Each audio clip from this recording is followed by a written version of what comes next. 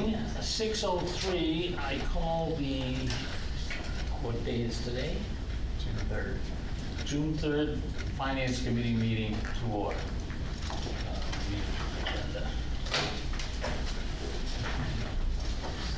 Sorry, I'm unprepared. First order of business is approval of minutes for the marathon for May. Gene, could we take those in a group, or do you need a vote on each? You can make a motion to approve the minutes for date. You can do them all in one vote. Nice. Okay, has everybody had? I did have a question on one of them. Okay. Carrie, do you have it? Yes, so Ryan, the chart that you put together on the last night of the meeting on April 9th, Okay. there was a section about free cash that Tom is not in agreement with, or we didn't capture it correctly. Correct, Tom? Yeah. Memory test. Please hold. Yep. Is it in the minutes? No, it's not in this package, Ryan. It's not in this packet. I did not print out all the minutes. It's on the, in the link Yeah. that we sent. I'm having internet issues, but I will take a look. Yeah, it's like page 61. Okay. 61. Holy crap. Do you know which date that was? It was the last meeting. Okay, so It was a I'll lot. make a motion to approve the minutes as presented for the 6th, the 7th, and the 8th altogether. Seconded. Roll call vote. One potential thing here for the minutes from Monday, April 6th, on the approval of the previous minutes, there's a comment in there about the minutes reflect that I said I was wondering if I could abstain because I wasn't at the previous meeting. I don't think that is attributed. I wasn't the one who said that. I think I got misattributed on this because it also says I abstained on the vote for approving those minutes. I think that might have been Tom. Yeah, it was. Yeah, he wouldn't have been on the committee. That would have been his first meeting. So I Okay. just want to clarify that. I will make a note. Okay. We'll let AI know, John. All right, so I do a roll call on Natalie's Yep. approval of minutes for 6th, 7th, and 8th, except for the correction that's going to be made on, okay, roll call. All right, so I'll just go through everyone's names. Yes. All right, George? Yes. Natalie? Yes. Chris? Yes. Lawrence, yes. John? Yes. Brian? Yes. Shannon's not here yet. Jennifer? Yes. Tom? Yes. Okay.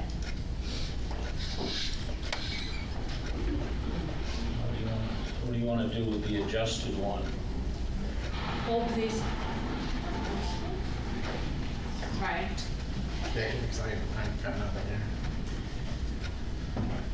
Okay.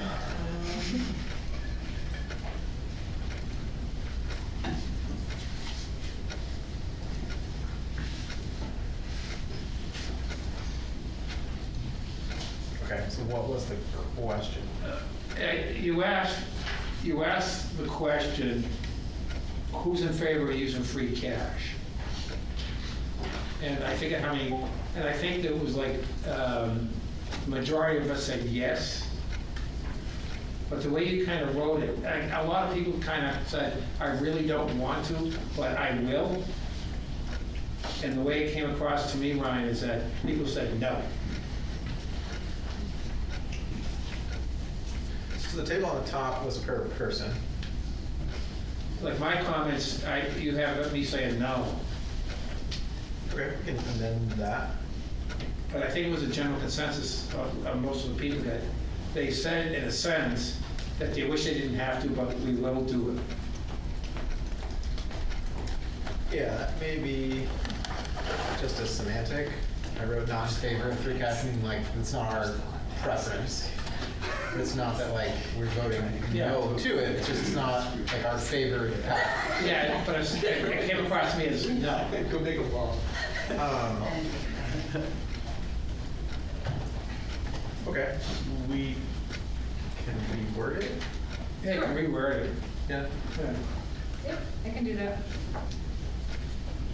So, Do we need to wait for it to be reworded before voting on it? Yes, but it will be in September. Okay. Yeah. can we do it as amended? Yep. Yes. Yeah, so that we'll get them, Yes. get them out. Yeah, on the just internet, Mr. Chairman. whatever. So motion to approve the April 9th minutes, except with an amendment to note that Tom was not in agreement with using free cash, is that it? No, I wasn't in agreement, to use it. So maybe just. I was, but the way I read it, it said no. Got it, okay, so with an amendment to say that Tom But I was in think it should- agreement, yeah. Yeah, but I think if I read a lot of them, it kind of had that same general tone. So I think the way to amend it would just be to say, in the goals table, replace not in favor of free cash for all parties with prefer to avoid free cash. That's better. Perfect, okay. So, do you want to make that motion? She'll be clear. So it's a motion to approve the minutes from April 9th as amended with replacement in the goals table on page 61, where listed as not in favor of free cash to be replaced with prefer avoidance of free cash. Second. All- Okay. Okay. Roll call. Roll call. All right, George, Yes. Natalie. Yes. Chris, Yes. Lauren, yes. John, Yes. Ryan, Yes. Shannon, Yes. Jennifer. Yes. Tom. Yes. Okay. Now I guess we turn it over to Mr. Helen for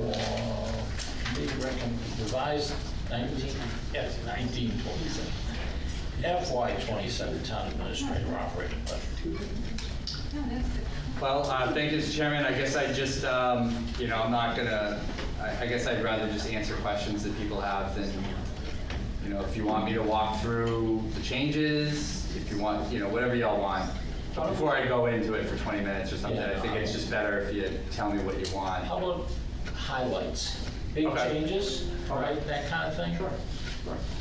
So, so really quickly on the revenue sheet. All right, as a quick background, if folks are watching at home, as always, go to franklinma.gov, go to town budget, and you'll see a link for FY27 budget materials. Anybody watching this later on YouTube can go to that link and see all of the details from the beginning of the budget year last August to currently. We've loaded up there online a 3-page staff memo, a revised control sheet and voting document. We did 2 versions, one with a notes version to show where the changes were that were in the budget, and then a clean version just with no notes. We've put in the proposed resolutions that are required in here. A few of them are just legal requirements. But Evan, our budget director and deputy CFO, did do a revised Appendix A budget document. So what we've done is we've updated like salaries, for example. So if there were vacancies in February, then we put in the actual name and the individual with like the hourly rate and the actual salary. What we've also done is, and so those are like more of the formal issues. But in terms of a high-level summary, on the revenue control sheet, revenues stayed fairly the same except for 2 categories. One, we did propose increasing new growth by about $65,000 to essentially pay for the benefits and the salary for the administrative assistant in the assessor's office. As our assessor said, the position will easily pay for itself.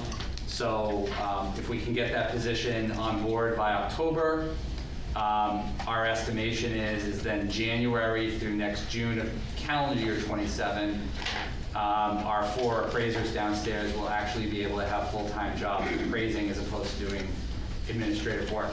So we made that small tweak. Obviously, the debt exclusion number, the debt went down a little bit for the Tri-County School because their interest rate was lower, but that has nothing to do with the overall operating budget. That's just part of the debt exclusion.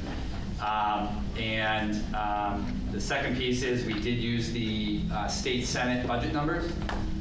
If you look on our budget website, there actually is a House, a governor, House of Representatives, and a Senate version comparison to the local aid.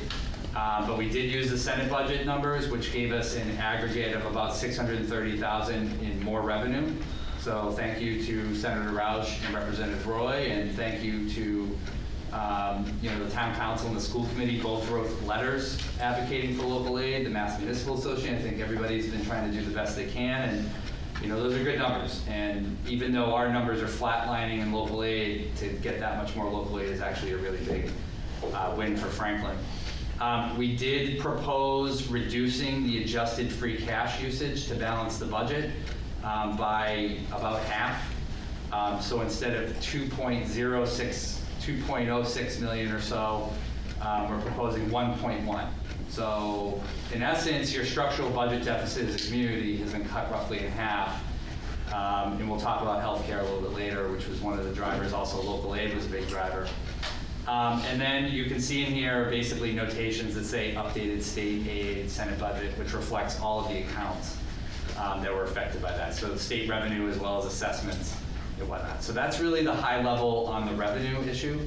I guess I would stop there and just pause like I usually do to see if there are any questions on the revenue before I go through the high level assumptions on the expenditures. Anybody? I have one question. You used the Senate budget. Okay. What's the history on which one gets approved? Well, traditionally they'll come back. The last 2 years they've compromised and they've come back to, I don't want to say the middle because it wasn't like they split it in the middle. But the last 2 years we did see a sliver of less local aid than we had in the assumptions. I would say that I did talk to both Senator Roush and Representative Roy at the Memorial Day breakfast, and they both believed that the higher numbers would prevail. Beyond that, it's an election year. I mean, at the end of the day, there's been a lot of advocacy around this stuff. The Senate budget made a $53 million statewide commitment to unrestricted general government aid, so that was a huge win. And that account affects every single one of the 200 legislators. If for some reason something doesn't work out like that, as you know, Mr. Chairman, we come back in November, and we're going to do a budget recap in November because that's what we have to legally do anyways.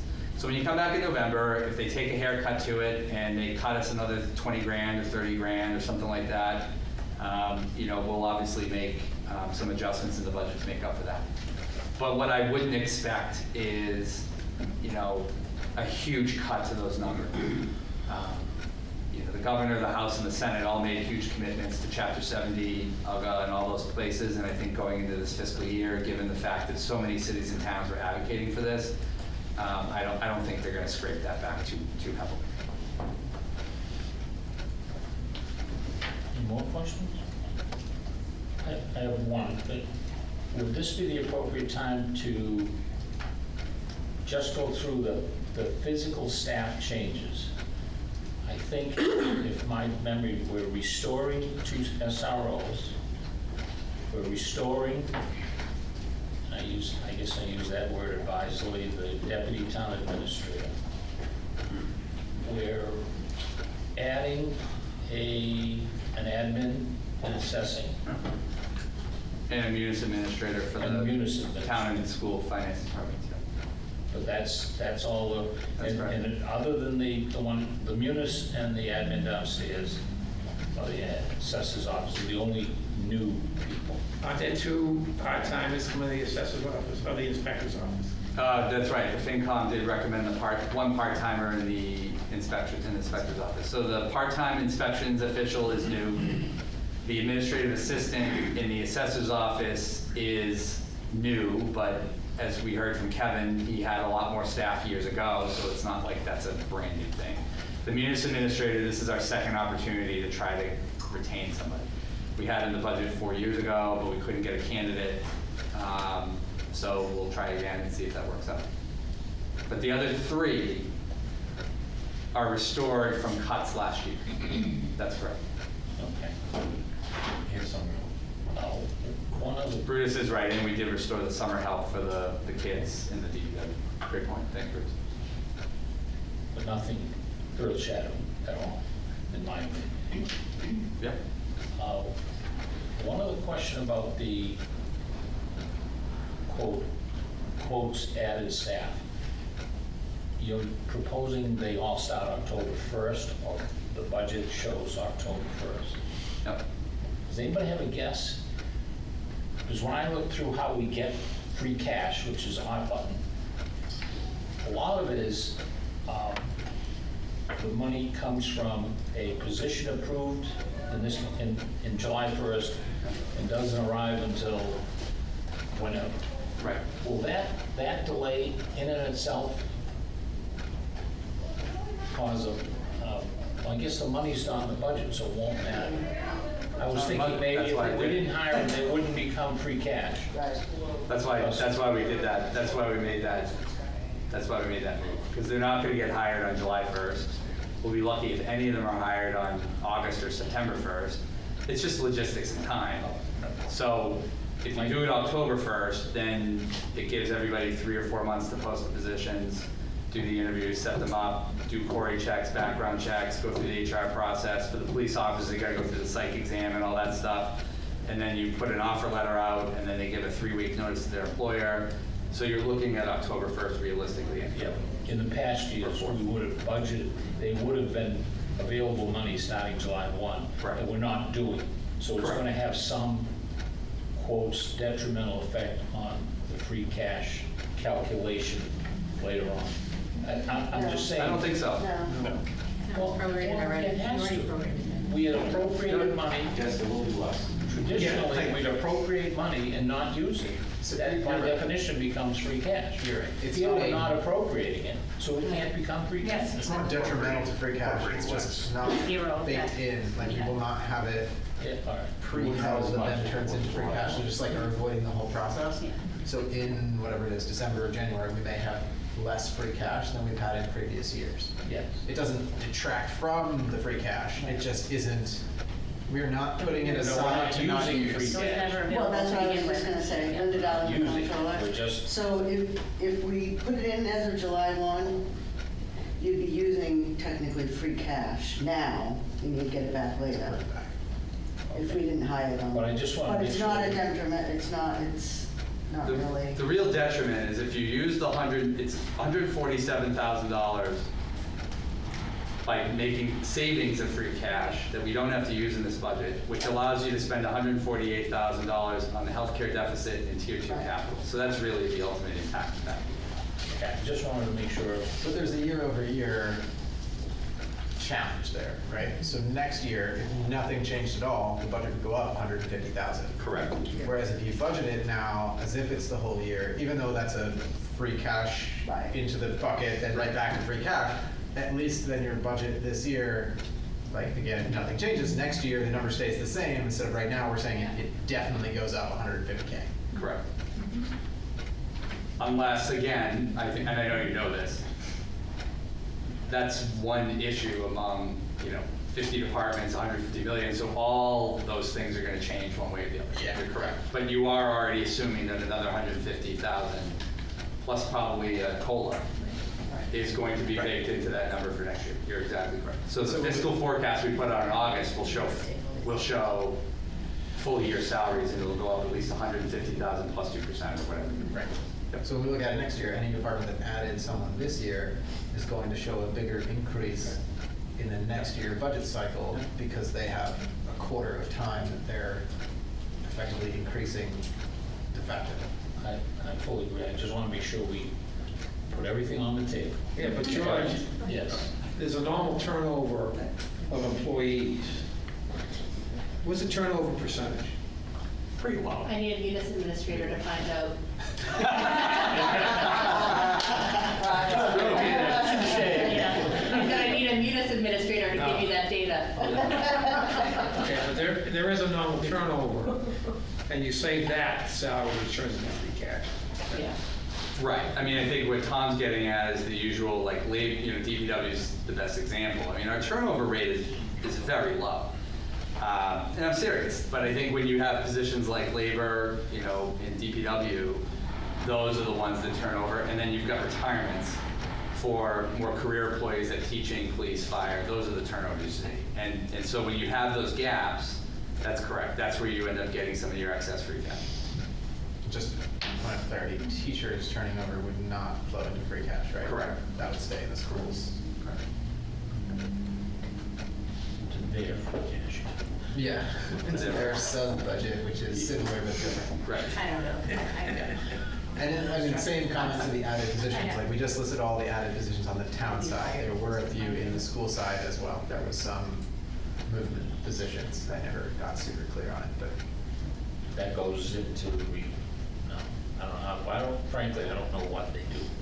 Is it revolving? I think generally they're gonna end up spending the money by the end of the year. They're either gonna prepay a bill for next year, they're gonna end up doing a capital improvement somewhere, they're gonna buy a van, they're gonna, and we do the same thing, right? Like, I mean, if we can take capital items off the list and we have money to do it, let's do it. If, they can move and pay a bill for next fiscal, we're all in support of that, but I think to Ryan's point, it's not exceptionally dialed in and very clear. But Jen Howell. maybe Steve's got something. I'm sorry, it's not clear, but I do have it recorded at least twice that if the opportunity were to occur, the money would flow to free cash. You're correct. Generally, the schools don't let that happen. Right. But if there was a condition, it would go to free cash. So it's clear the habit is not there because of the way they manage it. Right. But it is clear it operates the same way. It is not terribly different between town and schools. And we're going to do another finance discussion to help clarify that, but I've already got them on record for 2 times, and you can listen to recordings, and I'll share you the links. It's already there. Thanks. sorry, the point of wasn't clear was more around the staff being added than how the cash flow works. There was a lengthy list of pluses and minuses, and then there was some grants being used to pay for some staff, and then There were 7 positions that, having landed the bus in their terminology with the reorg, they had additional positions that, because of the failed override, they took away. So they reevaluated those positions that they took away, and some of them they really needed. So they made other decisions. So the 7 pluses and the 7 minuses stayed within the net. So there really was no net change. But yes, there were 7 different positions than what was initially done because of their reevaluation. And they're not doing something similar, right? Like where they're assuming they won't be able to hire those until October and I don't know. I don't think so, because I think their schedule is obviously so much different because of the school year starting, and so they hit this point with state law where October 1st they have to do an enrollment. There's a lot of different other pieces where they declare certain things to the state. So as Lucas and many superintendents have said always before, that's why the June vote is critical, because giving them money back in November doesn't really help them out because they can't really hire anybody that year because the school year's already started. So I think they make all of their staffing decisions pretty early in the year, if not by July. Oh, I'm good. Thank you. I have a revenue question, just curious. Do you have any additional revenues baked in for the World Cup? No. I just, so the only real revenues we get is from meals or hotel taxes. Right. Which are all, unfortunately statewide, as there's been many reports on this, hotels are not booked in Boston, all over the place, because we're a state that just can't have fun and get excited about something like this coming. We're just really boring, and international travel is down, so I think there's a bevy of those. But Restaurant Week is currently going on, so maybe we can all go out after the meeting tonight. But in all seriousness, the fees bylaw the council approved is baked into these assumptions. So the ALS, BLS rates, the Beaver Street recycling, your recommendation, like a bunch of other stuff they already passed on reading 1. are in there, so we hope that those increased revenues will also help with local receipts, but nothing specifically like World Cup here, you know. Okay, just curious.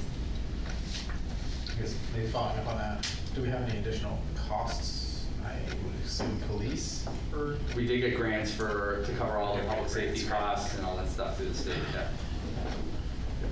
About the common TV screens and all that stuff, is that some coming from town or from? It's all state It's all- revenue. Yeah, it's all, unfortunately, the grant money for the World Cup was held up in the Homeland Security debate at the federal level. I mean, this was nationwide, right? So every state was waiting for that to trickle, and that's what got Foxborough into saying we're not going to approve these. And so once the money finally got approved at Congress, then the money went out to the states, and I think the governor and everybody have been doing the best they can to get these things out. We did get 2 awards for it, so to pay for the public safety and also the supplies up there. The key for revenues from a World Cup is encouraging people after the watch parties to go out and eat, have fun with their families. It's the last 2 days of school. You know, just celebrate, try to go out and have a safe, fun time, and you know, I think it'll bring our meals and other revenues up, probably hopefully by the end of the fiscal year. Mr. Chair, if I may, complaint from one of the residents that the microphone use is not appropriate by some of the members, that need to be careful using the microphones, especially since at least a member of the school committee was trying to understand the discussion, and they couldn't, so thank you. May it go.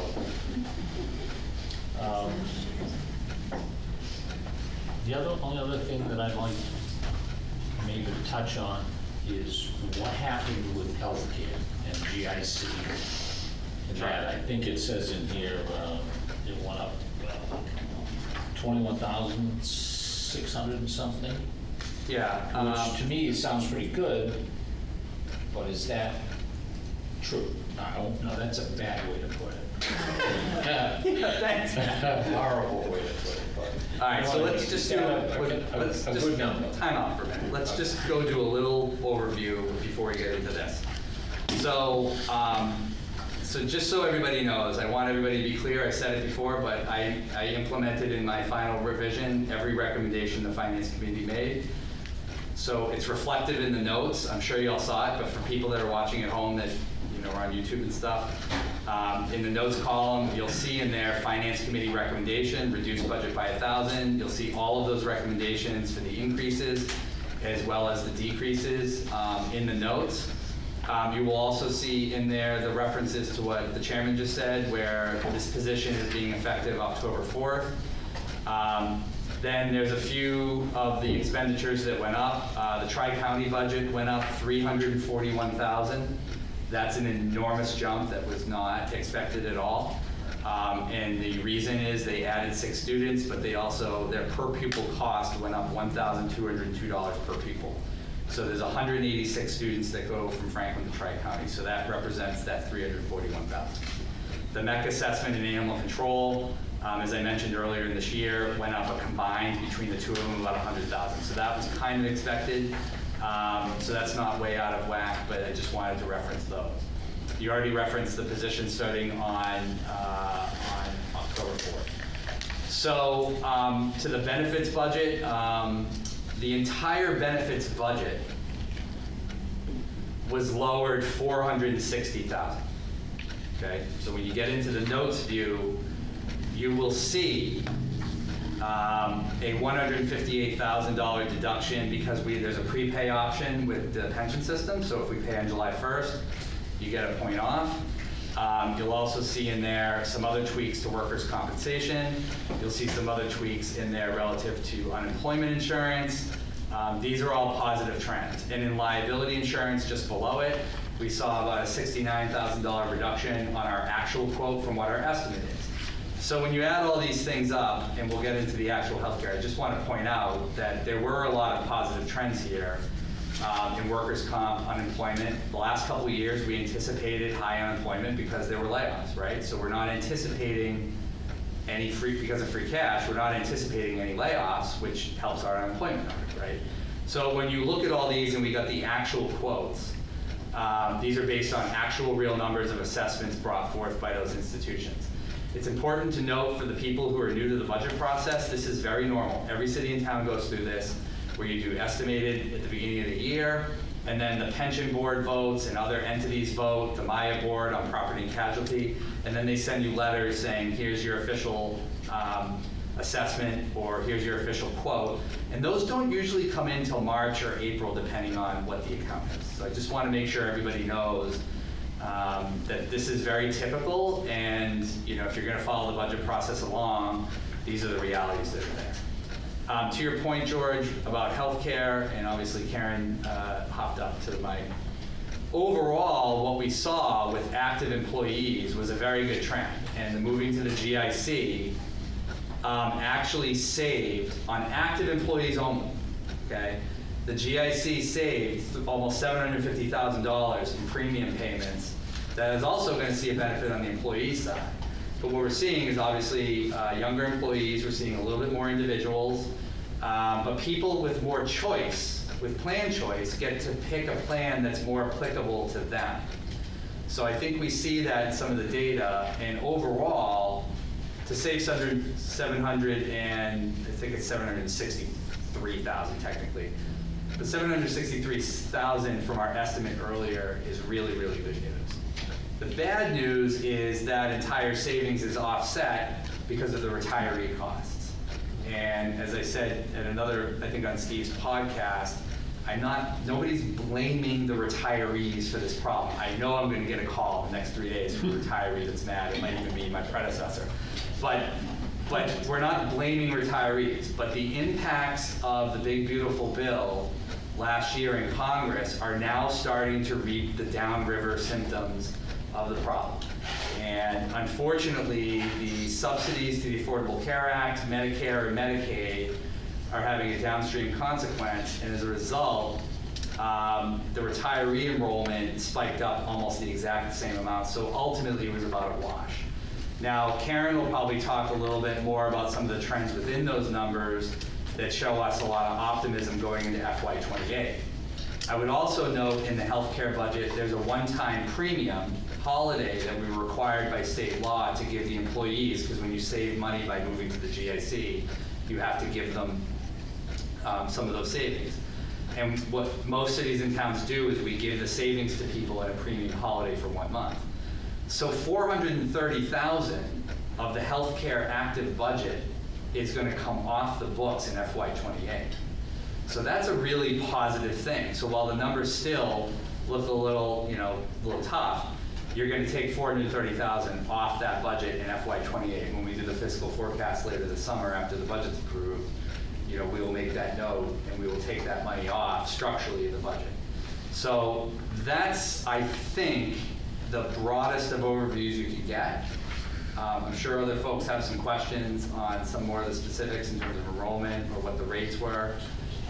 But ultimately, by staying the course and staying in Mass Strategic, we would have seen certainly much, much higher costs on healthcare, and we would not be seeing the trends going over the next couple of years anywhere near as good as it is now. So as I look at it, as Karen and I have looked at healthcare together now for 10 years, moving into the future, provided that there's no income tax repeal, provided that cannabis doesn't get repealed, provided that there's not an economic downturn, a world war, or more cuts from Congress, moving into FY28, our healthcare budget should start to move in a much, much solvent direction. So I think it's pretty good news. I'd be surprised, because don't forget, the insurance companies just went into the hearings at 17-18% for the upcoming year. Well, you and I, we're not going to have the conversation, but I mean, in the global sense, this country just cannot figure out healthcare. You have the Affordable Care Act approved in 2008 by one vote through a budget reconciliation maneuver. You have the big, beautiful bill going through a budget reconciliation. You have half the country that wants more subsidized healthcare, and you have half the country that doesn't want subsidized healthcare. I got jokers to the right of me, clowns to the left, and here I am stuck in the middle with you. Ultimately, we're here at the bottom of the river, at the mouth of the river, and we just have to deal with what is kind of what we're given to us. And we're trying to plug an issue that's really hard to plug within a framework that doesn't necessarily always work. And that's just the inconvenient truth. And I think what we try to do is manage it the best we can. But also we have exorbitantly high claims. So when healthcare companies in Massachusetts are losing 5 cents on the dollar to us as a town, you can't reasonably expect to have all these good competitive marketplace come in and give you a great percentage and a great bill when they're losing money on us year after year. So I think a lot of cities and towns find themselves in the same situation. The state government, by the way, is going to have to deal with this next year after the election in FY28 themselves. I would highly expect the healthcare working group task force at the state level to go through a series of healthcare reforms at the state level. But we also know our state government is backing us up with surety being in the GIC. So not only are we protecting our financial solvency in the future, and I mean this really sincerely, we're also protecting our employees' families, and protecting our organization from a recruitment standpoint that, if we can't somehow pay for good health care for employees, we're not going to be able to keep good people. And we may end up being forced down the line with unsolvent health care to lay off people because we've got to prioritize health care. So there's a lot to all this. And I still think overall the good news is our actives are moving in the right direction. Our healthcare deficits will be paid off. Next year, we won't have to use free cash for healthcare deficits, hopefully. Obviously not with the situation we're in, but to Tom's point, as a former hospital CEO, I'm sure he's pretty knowledgeable of this stuff. I don't know what to tell you. So Karen, I don't know if you have any other data on subscribers or if you guys have any questions for her on rates or stuff like that, but happy to answer anything you want. I have two questions. Sorry, go ahead. Technical question, Carrie. How do you account for the employees' deductions? Is that a revenue or is that offset the expense? Linda, offset the expense, just to confirm? Yes, it basically just is in and out. It's an in and out. I have two questions. How many, I see 470 retirees, how many are on how many are covered that aren't employees? Just curious for the town. The retiree numbers are always, Well, that one says 470 here. I was curious, like, other than retirees, how many people are on the town, how many people are included in this that we provide health care insurance for, just in general? for active employees, they're, 534. yeah, we have 534 enrolled out of 1,030, so about 52% of our active employees take the insurance. Insurance, okay. Yep. And then my second question is more, probably not, it's just in general. You mentioned something that sounds really scary, that if the costs keep going up and we're faced with having to pay for increased premiums, and that might come at the cost of employees, and then we have to make that unfortunate decision at some point. What's the process for the 70-30 split? What if we wanted to go 65-35? What's the process for that, just for everyone in the committee to make that? I know that's not a good decision because that means a pay cut to everybody paying benefits, but if it would come to that in order to preserve jobs, I was just curious what the decision-making process is there. So we worked through the Insurance Advisory Committee on that, which is made up of employee representatives of all of the major employee units, also included non-union. I will note, so that's the process. Okay. When we were in 2009 to 2012 during the recession, the town went down to a 68-32 split. So similar kind of circumstance you're talking about. The 68-32 split was the lowest, that is the lowest percentage of any area municipality around here. Most towns offer a 70-30, but even just as many offer a 75-25 split. So we are in a very non-competitive situation, particularly when it comes to teachers. And I say them in particular because they have a much more voice and active role in healthcare. It's also a 3-to-1 ratio roughly, where there's just more people. And so the 70-30 split has been an issue in the past, or the 68-32. And oftentimes because you have a lot of communities around us that also have 75-25. So, but if it did come to that, we'd go through the IAC, we'd make a group decision. do your labor unions, do your staff want to maintain jobs, or do you want to offset premiums? So we would go through the IC on that. Okay, thank you.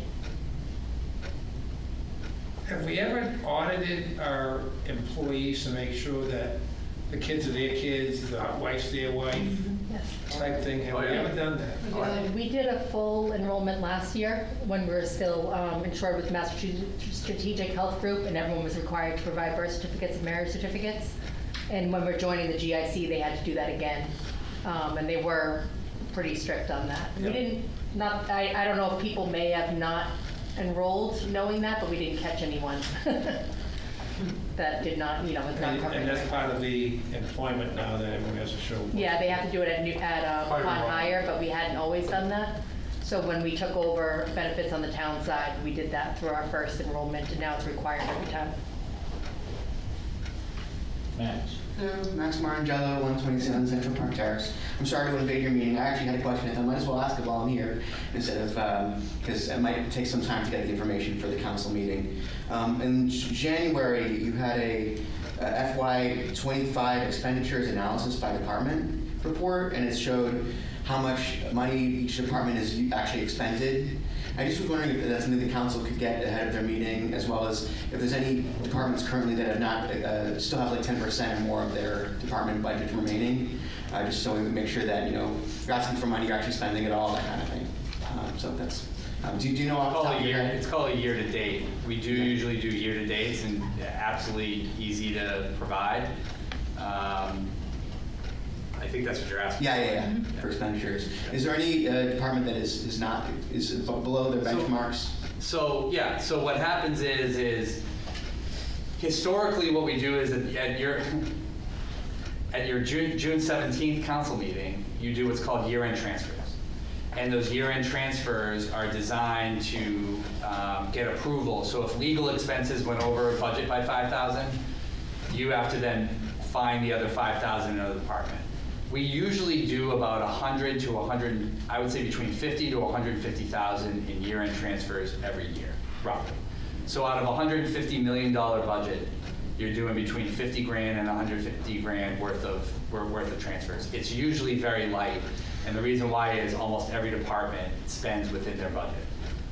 Sometimes you might have an election cost that went a little over, or some overtime in the fire department because of an injured on duty, or procurement came in a little bit more in a small budget, right, the planning or something. And so usually what we do at the end of the year at your June 17th meeting, you would do those updates then. Okay. Thank you very much. So and just to add, for any of the department heads here, if you come in under your budget, you're gonna get a thank you, not anything else. I don't feel like it's a spend it or lose it. Like, it can go to free cash and you'll still have your same amount next year on your budget. Like, we don't have to, because there's a stigma around government That memo spending being just that way, came out. we don't have to follow it here in town. Yes, to your point, Ryan, we just sent out a memo to all department heads stating that. Perfect. And Verbatim what you sent her to. No. I thought maybe she sent it to you. That's good. But, by the way, Max, I think on our agendas, the first agenda after March 31st, is one of those reports of that agenda. You could look at the last FinCom, the quarter 3 is in one of the previous. Yeah, isn't it? It's produced by probably the new Munis administrator, a better one. That's right. AI. We got big hopes for this news administration. Yes. Can I ask one more question You about? can ask all you want. So the fact that we got more favorable rates switching over here, is there, only because I went through this with our company where we moved healthcare, we got a really good one-time rate until they got access to all of our claim data. And then the very next year, we had a whopping giant increase. Is there risk here for that as well? I think we minimized a lot of that. We have had that in the past. When we've switched insurance, they give us a very good rate year one. Yeah. We're now with the entire state, so we happen to be new to the Group Insurance Commission, but it covers about 500,000 people. It's every state employee, and then towns or smaller districts can opt in. So I think that's one of the perks, is being part of such a big group. And they're also self-insured. So it's basically the premiums go in and they pay from it, so it's not subject to the same kind of volatility, I don't think. Okay, So we should be able to prevent that by being part of the larger group. okay, that's helpful, thank you. And their rate increases have typically been a little bit lower than what the town has seen in the past. Yeah. It was like, I think it was 7 to 12% range of FY27 over their FY26 rates. How, When you have 500,000 people in a healthcare system like that, you have a larger stakeholder political base to make sure that they are strong to maintain competitive healthcare, particularly for public employees, because this is theoretically one of those reasons why people get into public service, is there's supposed to be good benefits. So when you share that risk pool, to Karen's point, you're going to get a little bit better rate structure because you're sharing your risk, and obviously we're a risky organization. Because our loss runs and we have more claims than money coming in.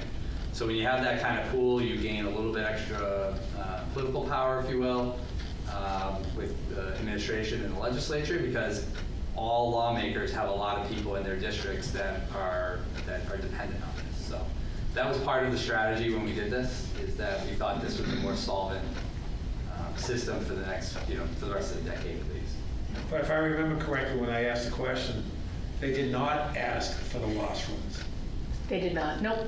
They don't actually look at loss runs. They'll let any group that would like to go in, go in. But that's a state issue. I know. Can I That's- ask one? All right. Do you know what the rate was if we had stayed in the consortium? They were estimating around 12. Okay, I just was curious. Yeah. Okay. They didn't really keep going beyond December with like analyzing our data since Yeah. they knew we weren't going to be there. Yeah. Right. But I did do a little bit of analysis sort of FY26 to FY27, and the most popular plan in the past was our high deductible plan. And our most popular plan, this is for an individual, would be the WellPoint Plus plan.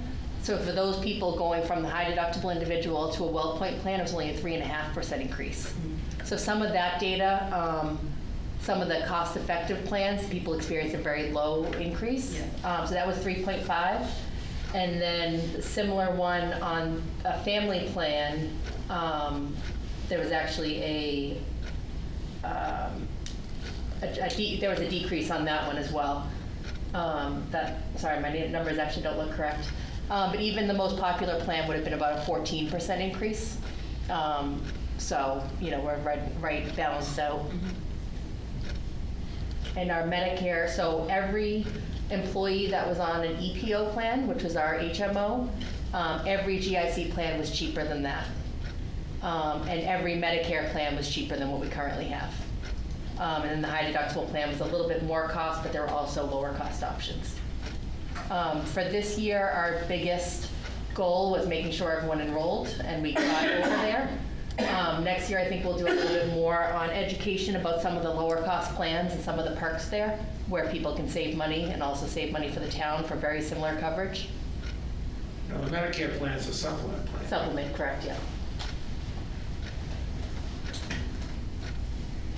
Don't use that as personal. Just personal.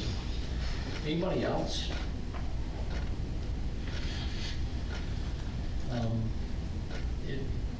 I'm just curious. You said we're a high-risk town. Is Brutus putting something weird in the water or something? No, it's like call volume for police and fire. This isn't, I say this with all due respect, healthcare consumption's gone through the roof. It's a consumer demand issue. We live in the highest cost healthcare state in the country. We have the highest premiums. It's a big part of our economy, right? It's what attracts the best doctors from around the world because of our schools and our institutions. It's just, I don't know how to, I can't get into like this, why can't we fix this system to make it more affordable for people? I don't know of a state in the country that's not complaining about this. You have half the country that wants to get rid of subsidies at the federal level, half that wants more. It's just, we can't seem to come to a consensus. And as a result, since the pandemic, our loss runs before the pandemic were reasonable. They ebbed and flowed, but they were like 95, 94, 96, 88, 102, 101. they were up and down, but they were manageable. We would make a few tweaks in the plan design with the IAC, maybe tweak a deductible, and we get, I think there were years we had like a 1%, a 0.6% increase, a 2.5% increase. Our increases pre-pandemic were very reasonable because we had a group of people working together. And we used to come into the budget presentations every year with a slide they called Bend the Trend. That was our theme for like, Steve, I appreciate that Steve remembers it. And even when Jeff was here and I wasn't here and Karen wasn't here, they would talk about bending the trend because we work with the school employees and everybody to find the right middle ground on how to manage the issue. And you know, I feel like we all say this all the time, but since 2020, you know, mental health, anxiety, cancer, high cost claims, I mean, the expense of the system, inflation, you know, Mass General Hospital was impacted by inflation. Do you think we'll just eat the cost? Of course not. They jacked up rates. So everything has just gotten more expensive, and I think healthcare is a symptom of the entire inflation problem across the country. And as a result, our organization had a lot of high cost claims over the last 4 or 5, 6 years from some, you know, some extremely, it's just, it is what I don't know how else to explain the trends in healthcare. Life expectancy has gone down 4 years on average over the last 6 years, 7 years. Used to be 82, now it's 77. People are dying younger. They're dying because they have illness, disease, and those are high cost claims that get built into the system. I think just to put that into perspective, I just pulled a report. We had our high cost claimants, 27 people cost $3.1 million. So that's just some of the sickest people in our population, employees, spouses, their children. A person with diabetes, $485,000. So those are the kind of numbers where. Yeah, stop loss cycle. The stop loss hit for the first 175, so we're still on the hook for 528. But we're also paying part of our premiums going towards stop loss insurance. And then in the GIC, do you have an aggregate? That if you exceed the aggregate, so there's no, okay, it's a premium-based plan. Yeah, they're not coming back to us for the cost. Now, as you looked at the cost of healthcare, did you break it up between medical and pharmaceutical? We haven't. Our group has. Yeah, I bet you see a different trend. there's a Between much medical higher cost on and pharmaceutical. We do get rebates through the pharmaceutical, you know, we get a rebates 3, 4, 6 months down the line. The administration of it all is very slow because they don't want to give the rebates back, but you know, eventually they get there, so. All right. Anything else before we move on to the voting documents? We got a lot. So just to be clear, the, you know, you've got up until capital round 2, item E.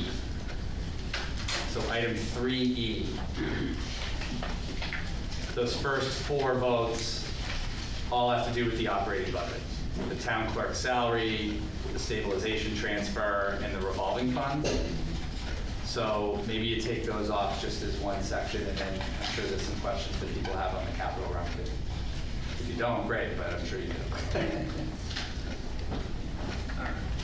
Maybe just go one in order, George. One by one. So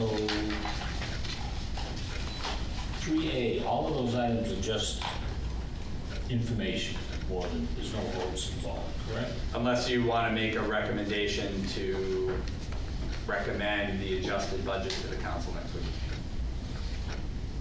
I think that would be appropriate. Yeah. I guess just one quick question on my end on the enterprise funds. What is the $850,000 reduction of the principal interest for water? And I see it says like removing the principal interest, but relative to kind of what was brought forth before, I guess what changed?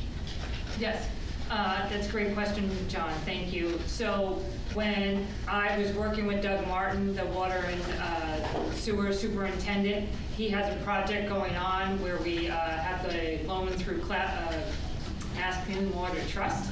And the project is not more than 50% due, so we do not have to begin paying back the loan but I had budgeted like we should be paying back the loan. That's why the reduction. Gotcha. Thank you. You're welcome.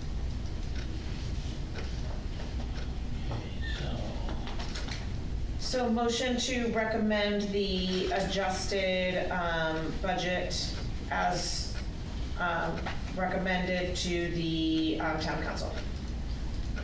So moved. All right. Is second. that, I wasn't clear, which, can we put a number on the end of it? or It is was that just appropriate? it was The the resolution. adjusted revenue and expense sheets with, it included all of our finance recommendations as well as the adjustments that we just discussed. Okay, is there a number? But there's not really a number because it's like the balanced budget of the, what is it, 152? 170, 284, 565. 170, 284, 565. And now, do you want to add the use of free cash? It's in there. It is in there, yeah, reduced. No, I understand that, but be explicit about it. Yes, which uses free cash of the $1,104,132. Nicely reduced. Second? Just a second. I already said it. Oh, okay. Oh. Okay. No worries. All right. Roll call. Well, discussion Oh, on any of discussion. that? You set? Okay, roll on. Okay. I have a question that might be a stupid question, but I thought that that when we were talking during our huge 4-day budget blitz mania, there was $2 million in free cash to use. And then we had a lot of discussion about not using it, using some of it, whatever. So where did that $2 million go? That's for lack of a more articulate, I'm tired. Yeah, and it's only, where did the million go? So So, we had $2 million. well, you had just for rough numbers, you Yeah. had 2.1 million in free cash in the Yep. original. You're using 1.1 in this. Yep. So you're saving, not having to use $1 million in free cash. So that remaining free cash total is recommended further down in capital round 2. So essentially that million, if you want to make it easy, is basically paying the healthcare deficit off from the current self-insured program. And then capital round 2 is assuming the OPEB contribution is not moving forward. And so you're able to pay for the tier 2 capital costs that were in the tier 2 capital plan. So we're jumping ahead to assuming that that money's gonna be used. So we had 2 million Correct. roughly. Correct. Yep. We are using $1 million to Pay the healthcare fill deficit. the budget, Yep. so that we balance Right. our budget, correct? Correct. Just trying to use the reason I say all this is because there was a post, again, Facebook being what it is. There was a post on Facebook about how the finance committee recommended using all the free cash. Yeah. And that wasn't our recommendation, number Totally. one. I was Yep. here. 2, it's not using all the free cash. Correct. I think that there's a lot of misunderstanding and miscommunication. So if I don't understand it, then I'm guessing other people, maybe people that are smarter than me, also don't understand it. So I wanted to get the numbers clear so that we're not talking about this the way that we've kind of talked about it in the past, where it's just like blah, blah, blah, and then it's gone. Like, Yeah. so there's $2 million. I just want to reiterate it, I know, probably for the fourth time. 2.1 that was used originally. $2.1 million that we had in free cash. No, that was just a piece of what we're using. The higher balance. The 2 point, oh my goodness. The 2.1 that was proposed in free cash in February is now 1.1. Right. Easy peasy for anyone to understand. So the 1.1 is plugging the structural budget gap to prevent any cuts or layoffs. Very, very easy to understand. But to your point, you're right. The public is confused because I don't know who talks to the public to assure them that they're wrong or incorrect. So we were not using all the free cash for the budget. You're 100% right, but I don't know who's saying this on Facebook, but maybe So somebody could tell this here's where the person on confusion lies, because I just said a statement, Yeah. one sentence. Yeah. We had $2 million in, and I heard already, no, it was this, is that, up here, there's none of those. So again, it's $2 million in free cash, right? John, yep. Then we use $1 million, 1.1, 2.1, and then we use 1.1 to fill the budget. Correct, And now we have a balanced budget. correct. And now we have $1 million left, right? Close, yep, Roughly. yep. And that is what we're gonna use maybe for the capital expenditures. To add to the existing free cash that was left over. Originally, there's free cash, what was it, 4 million? It was like 4. Was it 4 million? 4 million free cash. Good, let's do Originally this. budget to fill, original budget, there was 4 million free cash. Original budget, 2 million to, yeah, 2 million to Sir, plug excuse me, the a lot gap. of people aren't reading this. That's So what, but they I- should. but- That's what I'm saying. And because they aren't, we can't just say to them, we'll just But read they're looking for it. you to basically clarify. Correct. So clarify for them. That's what So, I'm yeah, saying. so 4 million, I'm rounding, 4 million free cash originally left over from last year's. Current year budget, when we started the process, there was a structural deficit that we plugged with free cash, 2.1 of the 4 million. So there was always leftover free cash, we were never using the 100% free pot. Marathon sessions, lots of changes with benefits, 2.1, the gap then became 1.1. So 1 million is going back into the free cash pot. So if the 4 million was originally 2 was gonna stay and 2 was gonna go into the budget, now it's 4 million, 1 is gonna go into the budget, 3 million is gonna go towards capital. Perfect. Thank you. Yeah, round numbers. And the reason for the decrease between 2 and 1, there's a variety of, That's not really, the confusion is the total versus what we were using. yeah, but Thank you, Natalie. That's exactly what Yeah. needs to be said out loud. the interim deputy town minister solved that. Town administrator. Okay, any more? Set? Anybody out there? Doing, anyone? All right, roll call. George? Yes. Natalie? Yes. Chris? Yes. Lauren, yes. John? Yes. Brian? Yes. Shannon? Yes. Jennifer? Yes. Tom? Yes. Okay. So we've, 3A is now done with a recommendation. Correct, now 3B, yep. Okay, 3B, which is the MECC stabilization transfer. Want to read it? Both.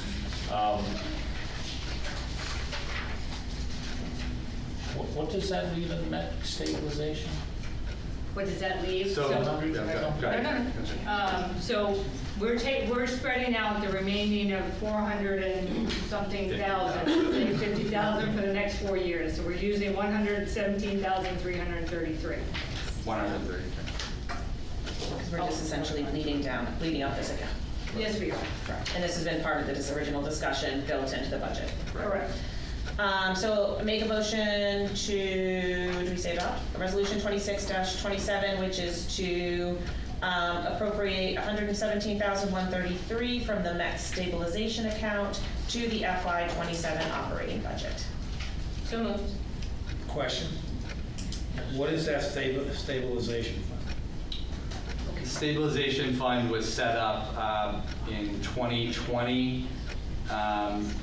The regional dispatch center merged with another regional dispatch center, and there was a state grant, but we needed to save money away for when we were going to be a full assessment, so it phased in over time, so we didn't get hit with a big $900,000 increase one year. So this just smooths out the increase back to 100% assessment. And just another point to that, this is a special purpose stabilization fund, not a general huge, Right. this was Yeah. specifically. Specifically just for this. Special purpose, Yeah. restricted for its use. Correct.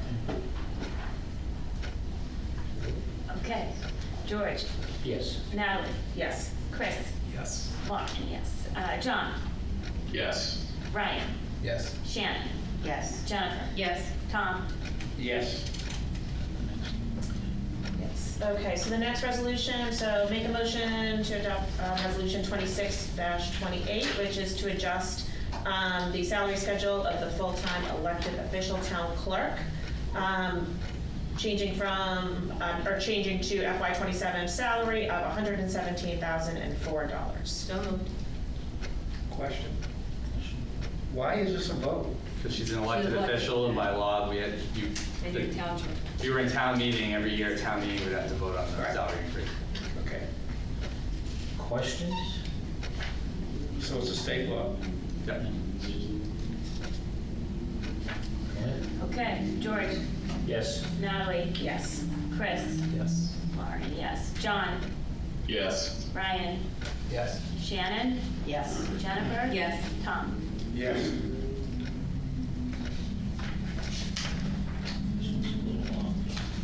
Yeah, I'm just kind of reading it through.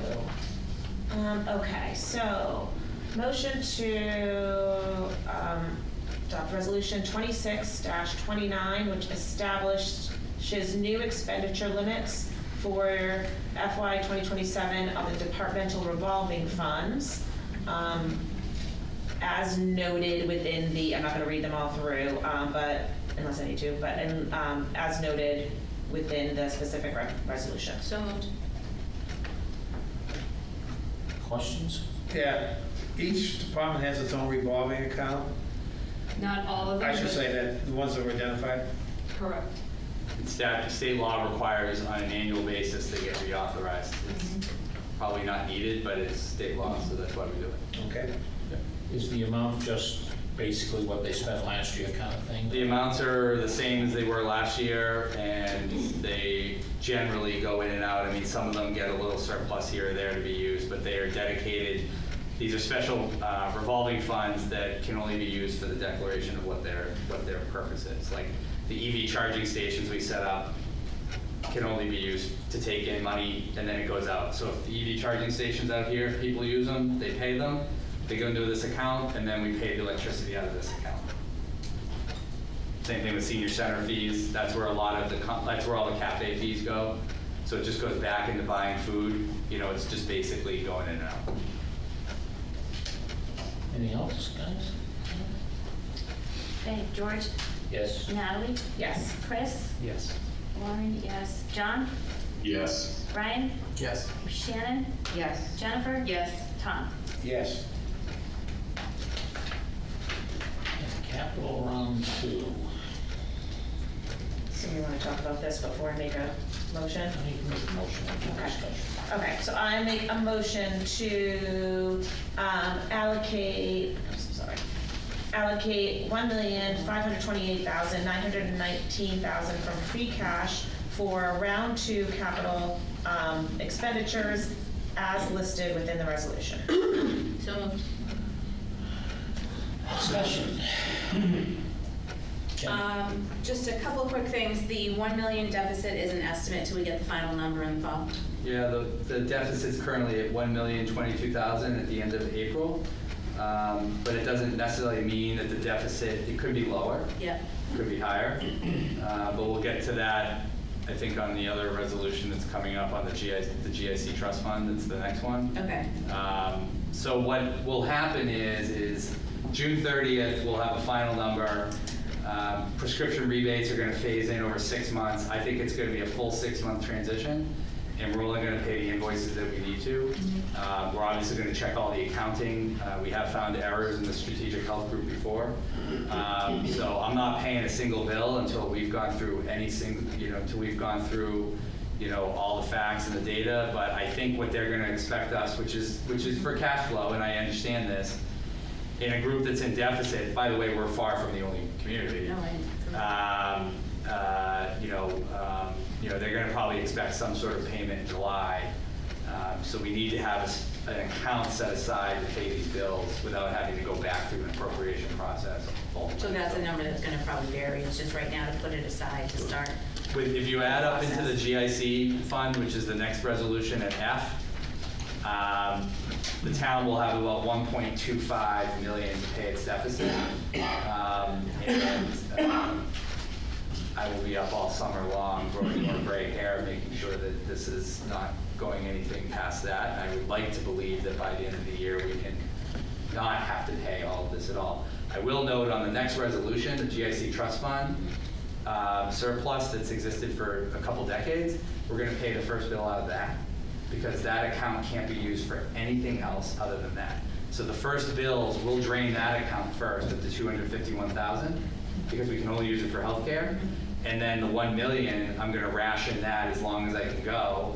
And, you know, I hope at the end there's a surplus, because if there's a surplus at the end, say it doesn't cost $1 million, then we can probably take care of another capital item off the capital list or something like that. But, you know, there's not gonna be an update on this entire issue until I would say around the holidays, until we can really kind of start to breathe and make sure we've really got this down pat and see what the numbers I think another piece to consider is we will be covered by Mass Strategic till June 30th. Claims are still going through, so it doesn't mean if someone goes to the doctor's June 15th, it's not really going to be charged by the end of June, so we're going to have to pay directly for any claims that come out during that run-out period. So we'll use that free cash as well as the trust account to pay any claims that come in that are processed after June 30th, even if they were incurred before June 30th. So this $1 million, so you're in a self-insured plan right now? Correct. So you pay as you go? Yep. So is this a report that you get of IBNA, incurred but not reported claims? I'm not sure No, about the acronym. these are claims over the course of, we've been in the group for 4 years. Our premiums have gone into the group, and then we're charged back for every single cost that we have. And that's the current deficit that we have of the costs that we've incurred that we haven't paid for. They're not looking at IBNR at all. This is just actual data. Okay, so as we go post June 30, Yep. what's the estimate for the incurred but not reported? They don't really tell us that information. We don't know. Have you looked like at an 8-week average, that type of thing? And will we be recording that in the June statements? A little over the head here. I think you're. So if you look at like, just as you look at claims, we just heard, you know, you get a claim on June 15th. It's not gonna show up into the system until July 15th. Right. Correct. Okay, so it's gotta get paid. Correct. Okay, so as you look at, so technically at a moment in time, the town's gonna have paying a premium, which is a GIC, Right. and now you gotta pay the claims that are lagging through the system, Correct. all right? So if you look at your claims for like 2 months, Yep. which is technically insurances are supposed to pay within 45 days. Right. So you figure that's 2 months. Right. That's my math. So as you look at that, what is an average of a 2-month claim payments? They had estimated that the run-out, all in, they're expecting the run-out to be around, Was it, I don't so have. 17 million is the premium, roughly? Just give me 1 minute, I have some of this data. And I guess, Kerry, are we gonna try to record that as a liability at the end of June? We'll continue to process it against that trust fund and against that capital account. I understand that, but on a recording basis and a cash basis, how much are you gonna estimate for those claims pre-June 30 that are gonna be paid subsequent to June 30? We don't have a budget for it at this point, we just have to, You may wanna look into that. Yeah, well, let's talk to there's the only, auditors. yes. We'll be working with the auditors on that, and say that. Yeah, Yes. and Linda, historically, we would use 8 weeks, Sure. you know. I'm not sure the strategic health group is as sophisticated as what you're describing. Correct. Right. To be honest with you, like I think it's, Correct. I think you're going. I mean, I'm just being like I think you're in a place where we get a, you know, we have a monthly meeting. The board is 23 towns and school districts. We get our report, we look at our numbers, we look at aggregate data, we look at our loss runs. We could probably do a 2-month aggregate and get back to you about like what the data looks like. I just don't have that off the top of my head. We'd have to go Yeah, no, I back. understand Somewhere that. around 600 to 700,000. Is what? It's been around 600 to 700,000 a month. Yeah. So you got a potential liability of $1.2 million. Yeah, we're expecting, the high level estimates are saying we'll probably be at like 1.8 to 2 million in the end. Just also after keep we in do our mind, the claims. last loss runs report was very positive. So we're Right. down in the 80s right now, which is a good thing. So we're hoping that that will stick out through May and June. With the pharmacy rebates and stuff, I'm just saying, like, your number's not far from, you took another route to get to the same number that I had, about 1.25 million. But that could get better. It could also get a little worse. You know that. Yeah, no, I fully understand, but my concern is, I don't, the idea of an oops coming next year, coming in September. Tom, this is healthcare. There's There always will an be, ups. yeah. But you should plan. This is American healthcare. I'm dead serious. I understand that. I'm sorry. You know as well as anybody, because you dealt with oopses all the time. But I try to plan for oopses. Me too. Okay, But what I'm suggesting is make sure you have the cash, for it. So just and keep the in mind that expense. free cash, when free cash gets certified again in Halloween, if there's an oops, or there's a congressional oops, or there's an income tax oops, right? There's a bunch of other unforeseen circumstances. There is another one-time amount of money that down the road, when free cash gets certified, it's not optimum. I don't want to make people nervous that come November, we're going to have another oops, and that free cash is going to get used this way. But you know as well as I do, it's an uncharted marketplace with variables that are way out of our control. So right now, we're doing the right planning, and we're setting aside the right one-times money that's not having any hindrance on the operating budget. We're doing the right planning now for what we know, but obviously I don't, the Yeah, but you see- 0.1% that could come, I don't know what to tell you. No, and I fully understand exactly all the variables and stuff like that, but what you're saying is that currently in the plan, Right. there's $1 million. It could change, but the last number you have, we owe the plan $1 million. Right. And that's what this is. At the end of April, that's what we owe people. Okay. Yep. So as we go into July 1st, Yep. and the claims pre-June 30 start coming through, how are we gonna expense them? We're gonna pay the run-out claims before we pay our deficit at all. You can pay out the run, but Yeah. still you have a cash issue Yeah. coming up, and you have an expense issue. Are you gonna try to estimate that expense for year end, for June 30? That's what No. the numbers That's are. what, Sorry. No. So that's what the two numbers are. So it's the million in the capital and it's the 252 in the GIC trust fund. No, they're No, not. but we don't have any money left in the benefits budget to pay that. They're not, Jen, I'm sorry, but It's they're really okay. not. This $1 million is there's a current deficit for claims that have already been reported. But Tom, this is where we're missing each other. Yeah. You are just told you our loss runs in March and April, like this $1.2 million that's right there now could be lower. I It does understand not that. include pharmacy I rebates, but understand you're that. telling people that there's a 1.022 million deficit right now. That's in an aggregate at the end of April, but that's not hard and fast guaranteed going to be there. I'm struggling to get this across. If all of a sudden loss runs in May and June help prevent us from an increased deficit and our deficit can go down, I'm struggling to where we're missing on this one. What I'm trying to do is make sure that we're planning for it. Yeah.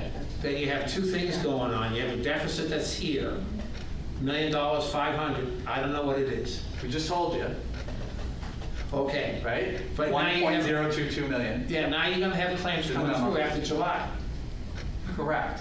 all right, which aren't currently in any deficit, whether it's $1 million or 500. Right. We're not gonna solve this. No, we're not. The only way we're gonna solve it is to get to June 30th and then see where our numbers are at based on the claims that have gone in at June 30th, right? And right now, I'm recommending the 1.252 million to put there across. And you're right, the claims could go further through the roof. Yeah. They could. But I gotta handle that down the road. I can't handle that all right now. Okay. I mean, I guess the only other option is, if you want to save all free cash, you could do that. No. But then if you're spending too much on this and the deficit's lower, then, so one way or the other, what I'm trying to assure you of is when you get free cash certified in November, you're gonna have another pot of one-time money to pay for some of those deficits if they go up and they go up even more extremely. Okay. But maybe him and I can talk about this. Yeah, later. I that love would be a that, hell I of a withdraw lot. it. I'll come visit you. Sure. Okay, can I continue? Yes, you may. Thank you, I appreciate it. So just a second question, next vehicle, how come we're not using enterprise funds for that? Sorry, That's okay. I was trying. We are on the dump truck? Yeah. So we are, so I can explain that. So your first round of capital was Yeah. using stormwater enterprise funds. Yeah. Right? But they're not going to purchase that piece of equipment because it's more than what you gave them. So we're Okay. using money from the stormwater enterprise fund. To right? purchase that one? No, to purchase this one. Oh, to We're not purchase this going to one. use the original capital request. But the money has been given towards a piece of it. So we're using stormwater enterprise fund, DPW operating budget, and water operating budget to pay for the dump truck. So not free cash? So I apologize. Free cash is the 86,000. I'm sorry. I'm getting emails. I'm getting text messages. Sorry, Mary. That's okay. So So I can you just walk apologize. me through that one more time? Sure. So capital round 2. Round 1, yep. Stormwater Enterprise Fund Yes. was awarded, and I can't remember the exact dollar amount off the top of my head, Okay. for a piece of equipment to add to a truck, and Derek Adams is walking up, you can tell that I need him. When he got the quote, Yeah, it was above that. it was above that. Okay. So then they came back to Jamie and I, and they said, okay, we can't do it, but we really need this 6-wheel dump truck. Okay. So Jamie has the authorization and everything to change. The money is allocated towards capital, but it's going to be towards this truck. Simply put, like we always Sorry. do, general fund, water, sewer, stormwater, when there's a truck that's being used by 4 different departments, Yes. we do a split share. I think you know this, because your I do, I'm very family knows this intelligent. well. So just for intellect level. other folks, when you have a truck that's using for snow and ice removal, water projects, sewer projects, stormwater projects, by law, you have to share that cost across. So if you look at the quote, the Yeah. 86,419 is that quarter share, or roughly about, is the quarter share of the general fund money that goes to buy that dump truck. The dump truck is not going to be used for just general fund purposes. Right. It's going to be used by water, sewer, and stormwater, and so therefore, we have to, by law, spread that cost across.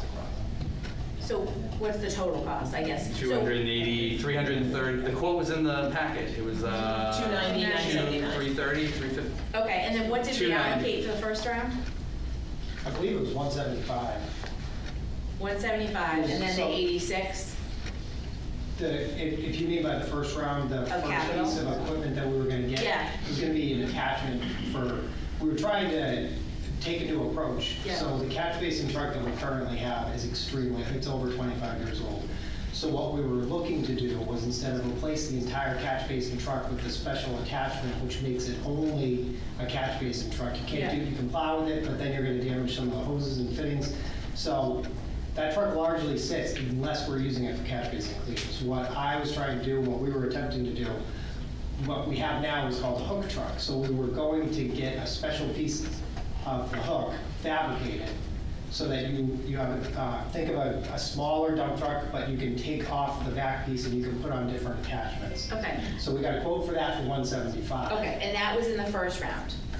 That's, yes. So we approved the 175 in the first round? And then I spoke with Jay Stearns, the chief mechanic, and we're like, we need to get this full lockdown, a couple extra steps to get the super double quote to make sure everything's legit. And when that came in, to everybody's surprise, it was 225, and we were like, okay, well, at 225, you can basically buy a new truck. Yeah. Maybe while our intentions were good initially, with this updated information, it makes complete sense to buy a truck And then the new instead truck of is... just an attachment. Yep, and then the new truck is 390? 290. Okay. With the attachment for the upfitting for the plow and the sander and everything like Okay, that. so that makes sense to me. I'm with you. And that was great, thank you, I appreciate it.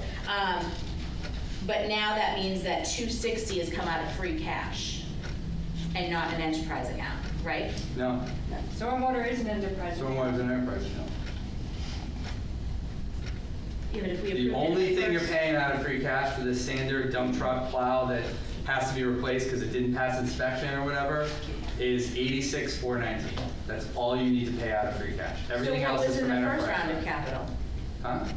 I I'd thought have to go back and look at the. But I thought we approved something in the first round of capital. No, not for fleet, for DPW. You didn't. Oh, I thought he said that's what it said, and when he did the quote, it came in over. No, it's a piece of equipment, not a. I just don't remember every detail. No, I'm not, but I just thought that's what he said. I'm not asking you to remember everything he And said. that's what I clarified. He asked for a piece of equipment. This is not the truck. So what do we use Now the we're looking for a 175 truck. on? Thank you. I think that's all we're asking. Like we This- had 175, we appropriated to something. We didn't buy what we appropriated it for. So now we're What did we appropriated buy? to a 6-wheel truck.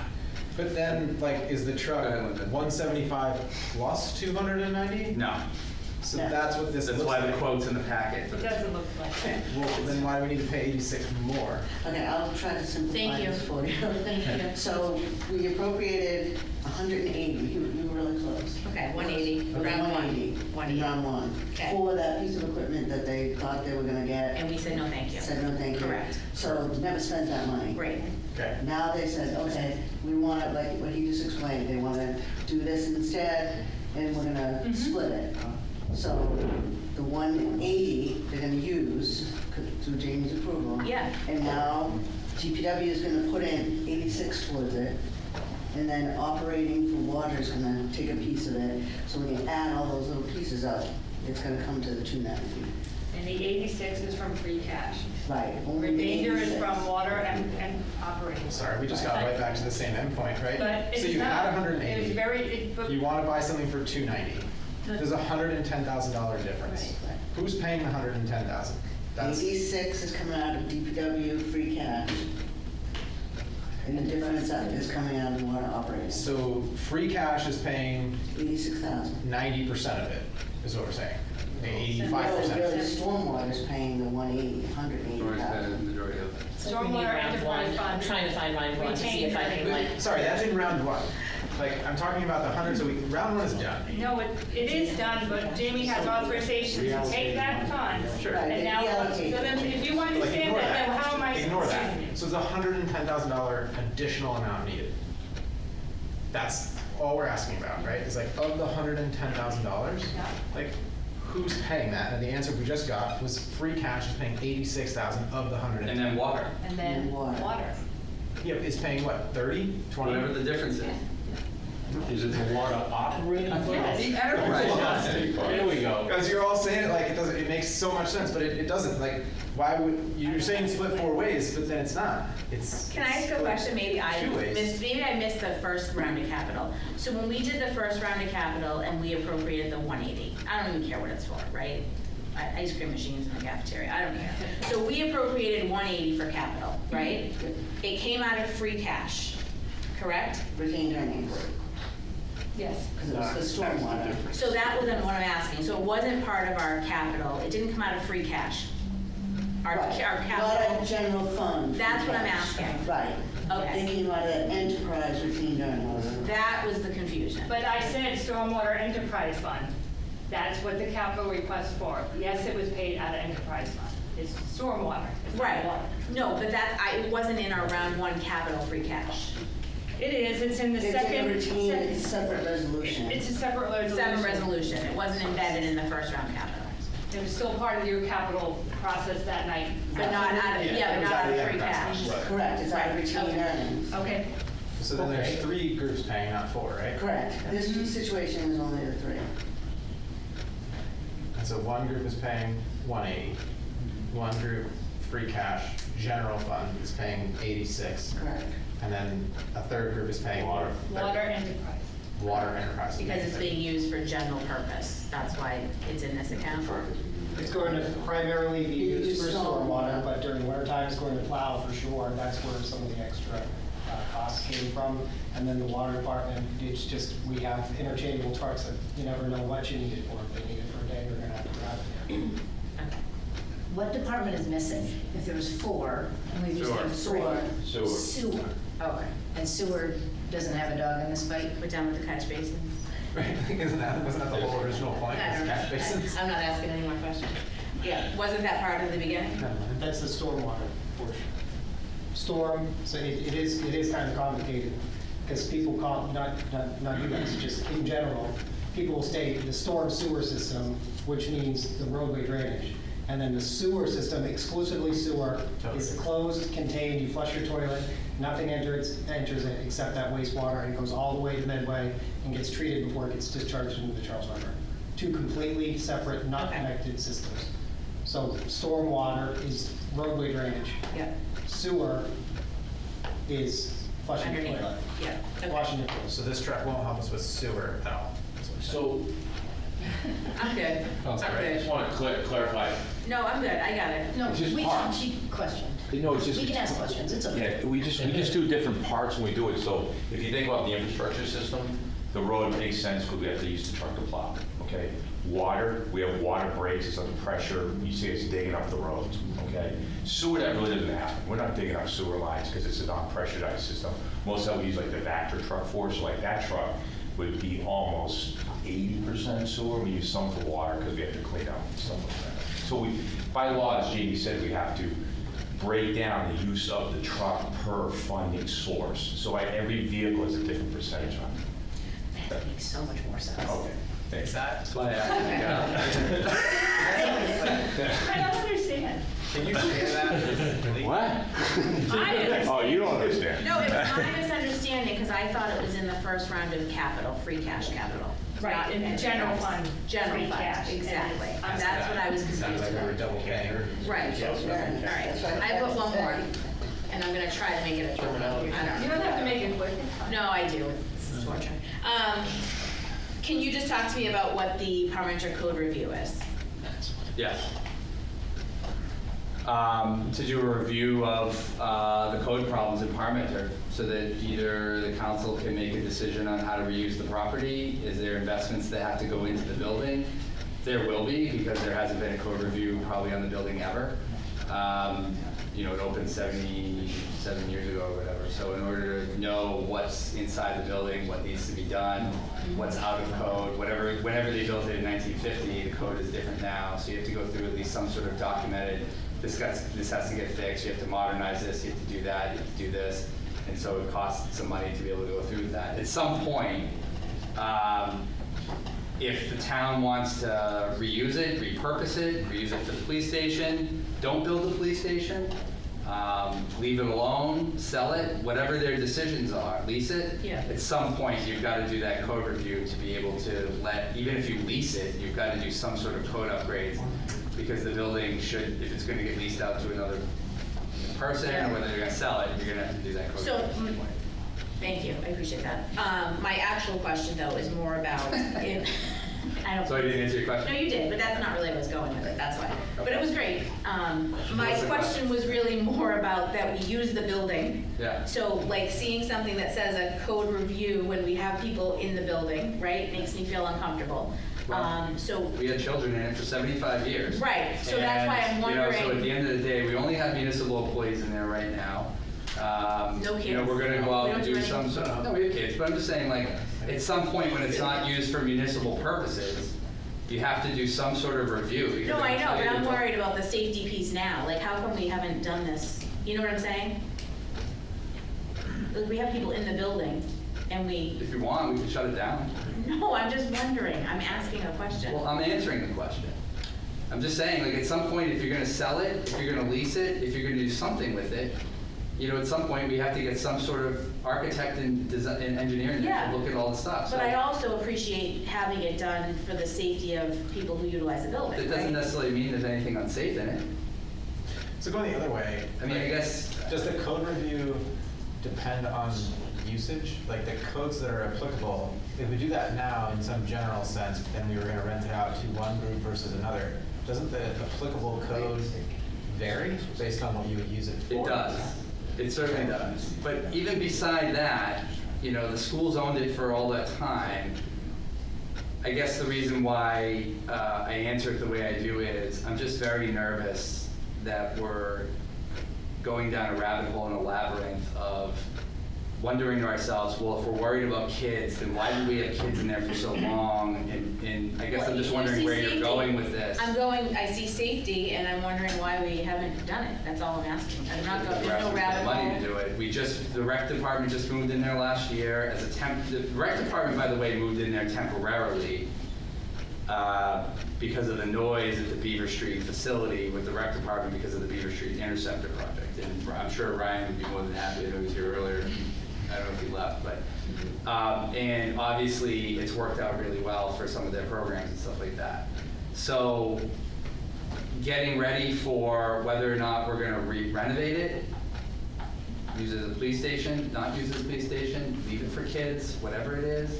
I think the building is very safe, but I think I don't know, I'm a little just shocked that the conversation gets to this point where we're just worried about the building so much that that's not really what the point of this is. The point is to get a documented architect in there to be able to document exactly, not necessarily what safety problems are there. There probably are safety issues that are gonna be in a building like that. Any building that old is gonna have a couple issues, just like Davis there. And so we just wanna get in to get a clean slate of what exactly needs to be done in that It building. doesn't mean that there's anything unsafe in that building right now. Just because we want to do a review to make sure. When was the last time one was done? Do you know? I don't know if one's ever been done. Oh, okay. So it's a But it structural review more so than a code, is it? Could be fire alarms and Fire electrical alarms, systems steel. and anything. But but the point is, there's nothing wrong with the building right now. We just want to make sure that if, in the reuse, whether it be Chief Lynch's people or Charlie Brown's kindergarten moves in there, when that happens, it may have to be upgraded. And we should know ahead of time to plan for it. I think that's all it is. I mean, we're not even insinuating that the building is unsafe. Yeah. I mean, maybe the building commissioner or Kevin want to add something in. I didn't insinuate that the building was unsafe, first of all. Well, I just asked a question, and you all went on a tirade. No, I did a little. No, I said, what is it? And you told You me said, just why to do we check have the people in codes. there if it's unsafe? Because you said it was a review to make sure the building was safe. And I said, oh, okay. Good evening, Gus Brown, Building Commissioner. Hey, Gus. Hi, everyone. 28 years of doing inspections in that building. We did it yearly. Children are in it. There's never been anything that was a red flag in that building as long as I've done it. Things change, things happen, but I can go out there and do an inspection tomorrow. If that settles this right now, or is it more in the future as to how the building is repurposed? And if it is repurposed, a change of use will promulgate an architect to do a review. But until that time happens, I have no problem with the building, the way it sits right now. I don't know if that answers the questions or not. Kevin Harn, Director of Facilities. Still test and maintain the generator, test the fire alarm system. We do roof inspections. I guess maybe currently right now, out of the 2 domestic water heaters, one's down. I don't think it makes sense to, until we figure out the use of the building, we still have, a heater. We still maintain the boilers and everything. It's not that we're not maintaining the building either. It's still. So sorry. Gus, you've inspected it within the last couple years, let's say. We have with the fire department. Kevin, you're saying you still fix stuff at the building. I still what? Kevin's saying he still fixes stuff at the building. We want to do a review, but we don't know what the building's going to be for. What would be the purpose of that review until we have a prospective use laid out so that you could then, I honestly don't know the difference between your inspection and a code review in terms of what you might find. I'm getting hung up on the why would we do this if we don't know what it's going to be for? The only reason for a code review is if someone repurposes it. Right now, the way it sits, no. Is my opinion. Doesn't mean you agree with it, but that's just my opinion. That was where I was We agree with you. headed as well. We agree with you. I'll give you an example, and I don't know if this is appropriate for him. I built an ED, and the plan was to build up on top of it. Sure. 15 years later, we wanted to build on top of it. Codes changed, so we couldn't do it. But the intent is we were planning to build on top. So now we couldn't do it, unless we had to restructure the base, so to speak. That's what I think this is, to kind of look at what's there and what code changes are out to do major renovations to the building. Is that what I'm hearing? That's what I understand it to I be. really feel confident I said something like that at the beginning about the future use of the sale, the lease, the Yeah. reuse of the parcel. I think that's exactly right. Like, You did. this wasn't about, I'm sorry, I wasn't about respectfully disagree. code. This wasn't about safety. I don't know where, I've been looking for the word safety in here. I don't know where that came up. You said it, I didn't. I didn't say it. I'm gonna go back and pull it, because I will didn't look- say it. I'm sure we're all gonna go back and Yeah. pull it, but I didn't. I think the word I'm code. not. All I asked was, what was it? I said it was about the future use of the All I building. said was I didn't know what it was, and you said it was to check the safety systems and the codes that are in the building. Okay. And then I said, oh, well, that sounds like it's a bigger issue. For the record, in January, the police state, and excuse me, Steve Sherlock, 13 Magnolia Drive, Community Information Director, Franklin Heights, so I forgot to say that a few other times. But in January, the last police station building committee made 2 recommendations: to use the departmental property for the police station site, and there's been an executive session, town council still is that under executive session. The second recommendation was to do a code review so that it would be part of the process, as the administrator announced, to do further planning, because if you go back to that January presentation, you could use part of the building or all of the building for other purposes and still put the police station building on the property. So in order to, as Gus and Ken indicated as well, to understand what's in the building, you need that code review. It's just preparatory and good information. So that was my recollection from the January meeting, Police Station Building Committee. Video's available, my notes are available. Thank you. Just one last comment. I just want to comment that I appreciate this actually review as someone who has advocated for making a decision on Davis there and getting it used as quickly as possible. I want this building used as quickly as possible, and if this helps it, great.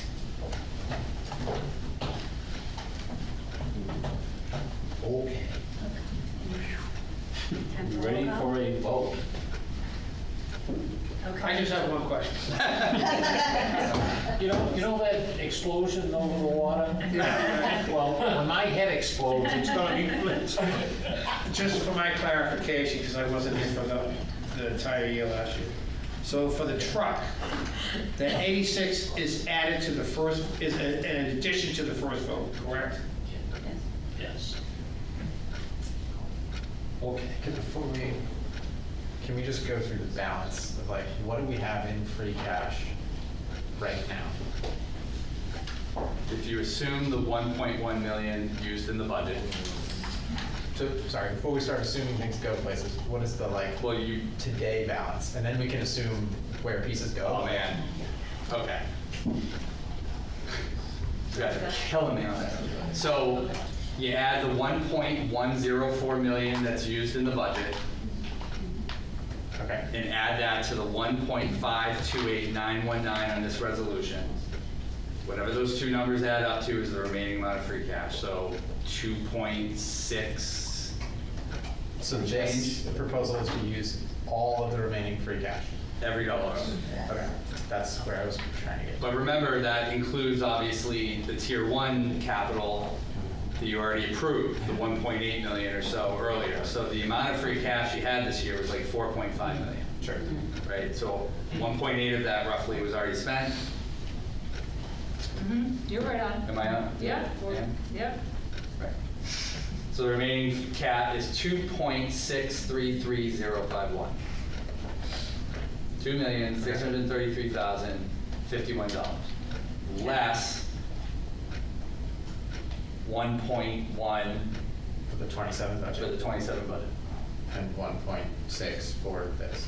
and 1.528 for this. Yep. Did we not certify another round of, No, that won't be till November. Okay, so that only happens once a year, this is just a Correct. repeat of the same, okay, my misunderstanding, I thought that was a recertification, so this is just a second bite of the same apple. Correct. Use the rest. Correct, yep. That's why we kind of refer to them colloquially as round 1, round 2, round 3, if there was one, as you go through the appropriation process. Then one technical, the health insurance deficit payment, why is it under the capital improvement plan? Shouldn't it be its own separate goal? No, because it's just using I mean, you could, but there's no reason to do that. It's just, you do one vote and it's going into the same type of account from the same source of funding. Yeah, no, I understand, it's just the title of the health insurance. Okay. On the teacher laptop replacement, I know we talked about, round 1, I remember there being a robust discussion. Correct. And actually, I just pulled up round 1. I asked them to anticipation of a question. Yes. Somebody likes questions here. It's not many people in this room, but it is Carrie. Carrie loves it. So when we did that first discussion on the laptops, and there was a lot of, I don't want to put words in your mouth, but I believe there was a lot of discussion about how they're just like, it's a constantly revolving need. Yes, so Tim Raposa, the Director of Technology for the Franklin Town and Schools. So what you're referring to is how laptops wear out, right? So these are 6 years old today. And if we don't replace them, yes, the teachers will be using 7-year-old laptops. Really horrible, all day, every day, doing presentations, all day, every day, 6 hours a day in your classroom, 300 people, 330, I ran the numbers exactly right before I came here. Yes, it is repeatable, as are Chromebooks, as are police cruisers, as are lots of things that are paid for by capital, but not in regular budgets. We don't move them into regular budgets for lots of reasons that we went over last time. We don't want to rehash all that again. But yes, that's where we are. We need 330 at about 1,150 each. You can all do that math. This covers maybe half of what we need. So that's where we are. That answers your question. And this is just for teachers, and then the first round we did was for the kids? Yep. That was Chromebooks. Chromebooks, not laptops. These are laptops, Windows laptops. Chromebooks was $100,000 for the laptops. Chromebooks for the students. Every year, 6th graders get new Chromebooks. Thanks. All right. Any other questions? Yes. My question's about round 1. The biggest expenditure in round 1 was $750,000 for the senior center roof sprinkler system, if I remember correctly, somewhere around there. I was just curious, I know this kind of doesn't have to do with this, but have we started that project? That number sticks out to me because it was almost 50% of the first round 1. And I have been curious if we're coming in on budget, if it's under, if it's more, I was just curious about that number in general. Curious about the $750,000. Yeah, if that was actually true cost, like, is that looking like it's actually gonna be the true cost of that repair? So we don't know yet. We just received some qualifications and proposals that came in. We developed an evaluation team. Evaluations will happen over the next week or two. Once we go through the qualifications, the team selected will identify our first, second, and third choice on who we want to work with. And then we present those to Jamie. Jamie will then conduct interviews interviews with our first choice, and if Jamie can negotiate a price, great. And then if that engineer is selected, they'll develop the system and also develop a more constructive price of how close we're going to be to that $750,000 number. Okay. We're not there yet. On an equally same conversation, but not this number, we now have nothing that I've heard in our budget conversation or this held aside for that, what was it, the $1 million fire truck that we need to pay for? What is the proposed plan there? Like, we're emptying the savings account here. That would be next year's discussion. This year, that would be next year's free cash discussion. Okay. The ban money for the borrowing is in the amended budget. Sure. In one of the notes. See, and And we can, as we said before, we can ban it another year. We can look at what it is next year. We can pay off a portion of it. I mean, I think that was an open discussion that we kind of acknowledged back when we did. so I don't have to pay it off in fiscal year 27. Okay. So we typically will start having that discussion, and I will give you a balance of what's in the fire truck stabilization account. We will come with the general fund free cash numbers. I don't know why I'm looking at Linda, but free cash is Linda. So, and we will come we'll give you a recommendation and say, we'll pay this all off, our debt in cash. We'll do another borrowing if we're doing a larger borrowing next year, which I highly doubt at this time. Or do we, we have multiple things, and we'll come to you in a recommendation after I know free cash numbers in the fall. Okay, so it's short of a larger borrowing. Sure. If next Yeah. year Yep. played out the same way this year did, and we started with 4 million or so, Sure. like, the fire truck would effectively either have to be kicked again by paying some amount to kick the can another year. Yes. Or, like, the sprinkler project for the senior center was our big ticket item this time, it would be our big ticket item, and we have no It room for could be, other. it could be. Because, like, the rest of our capital budget goes to recurring expenses.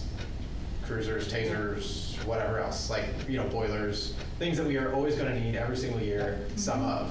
So, like, we aren't really making, like, capital investments with that money at all. That's correct. We're just, like, keeping our head above water.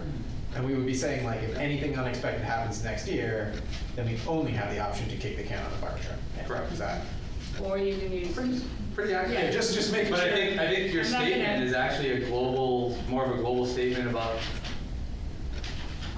what we talked about for a couple of years, right? I mean, I think the veteran members have heard this for a while, but I think you're right, Ryan. I guess where that Right, we leads. could also pay a portion of that next year as well. Yes. Like some amount of principal, and then you have less that you're pushing forward to future years. We continue to do that. Sure, yeah, good point. I'll say personally, that makes me uncomfortable with spending every dime from our savings account today, but I don't know how others feel about that. Well, I don't consider free cash a savings account. No. I consider Neither do I. Stabilization accounts, savings Checking account, checking account, sure. Yeah, you know what I mean? It's not, unfortunately, it's there, and if you don't do it now, you'll do it next year. It's not gonna change from free cash unless we move it to a stabilization account for a fire truck. There is money, 113 or something like that. Well, there's more than that. 311. There's 300, above 300,000, but both, I think the committee here and the council recommended to not use that. But there are Stabilization gonna money. be other fire trucks. Right, Guaranteed. sure. Yeah, So- good clarification. I said savings, I meant checking. Personally, I don't let either of my accounts go to zero, but this is suggesting to bring our checking account to zero. So we do that every year, Yeah. and the difference is typically we move money to savings accounts. So typically you take your 4.4 and you use capital and you throw money back to all the stabilization accounts. This year we can't do that, and we're using some for budget deficit, but we always zero it out. So the question would be, if you're uncomfortable with that, would be making a recommendation to move money to savings when it's like, we have other fires this year, unfortunately. Have we ever not? I guess that's. I think you have to use, free cash, what do you do, what happens if you don't use your free cash? On June 30th, if you don't use free cash, it just then you have to, you can't use it after July 1st, and then it goes and gets recertified into the number in October. Like, just That's rolls to the correct. next year. You could, but to run, you could, like OPEB, have a policy down the road where you want to set aside a percentage of free cash or a raw dollar that goes towards some sort of savings accounts, checking accounts, stabilization accounts. Here's the problem with that entire problem, and I think Natalie and Lauren are speaking to this. we're in the same exact situation every year, and then we say, well, we need Chromebooks, we need laptops, we need boiler replacements, we need tasers. And so then the department heads say, well, if we don't fix these projects, then we're gonna fall another year behind.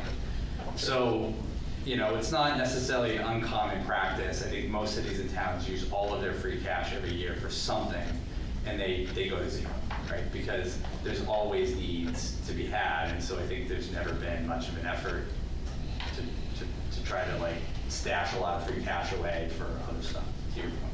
So totally understand what you're saying. The only amendment I would suggest is that it's not the same every year. It's getting worse because I think, as we just said, some years we are actually moving things into savings accounts. This year we are not, which to me is like a notable step in a worse direction than if we were saving something. But we're saying we're saving nothing. We have a $1 million fire truck we just bought. We have we definitely have Chromebooks that Tim's going to ask us for in 6 months, right? Like we have all the recurring More things. laptops. And the rest of the laptops, right? Like the expenses are the same or more, and we're not saving anything towards them. That's the. You're 100% right, and as it was acknowledged early in this budget process, and I mean, this is I think elevating that point up to a bigger 30,000 foot, these are the consequences of the override failure. Because if the override didn't fail, the $1 million you'd be using in the budget, you would have just paid the truck.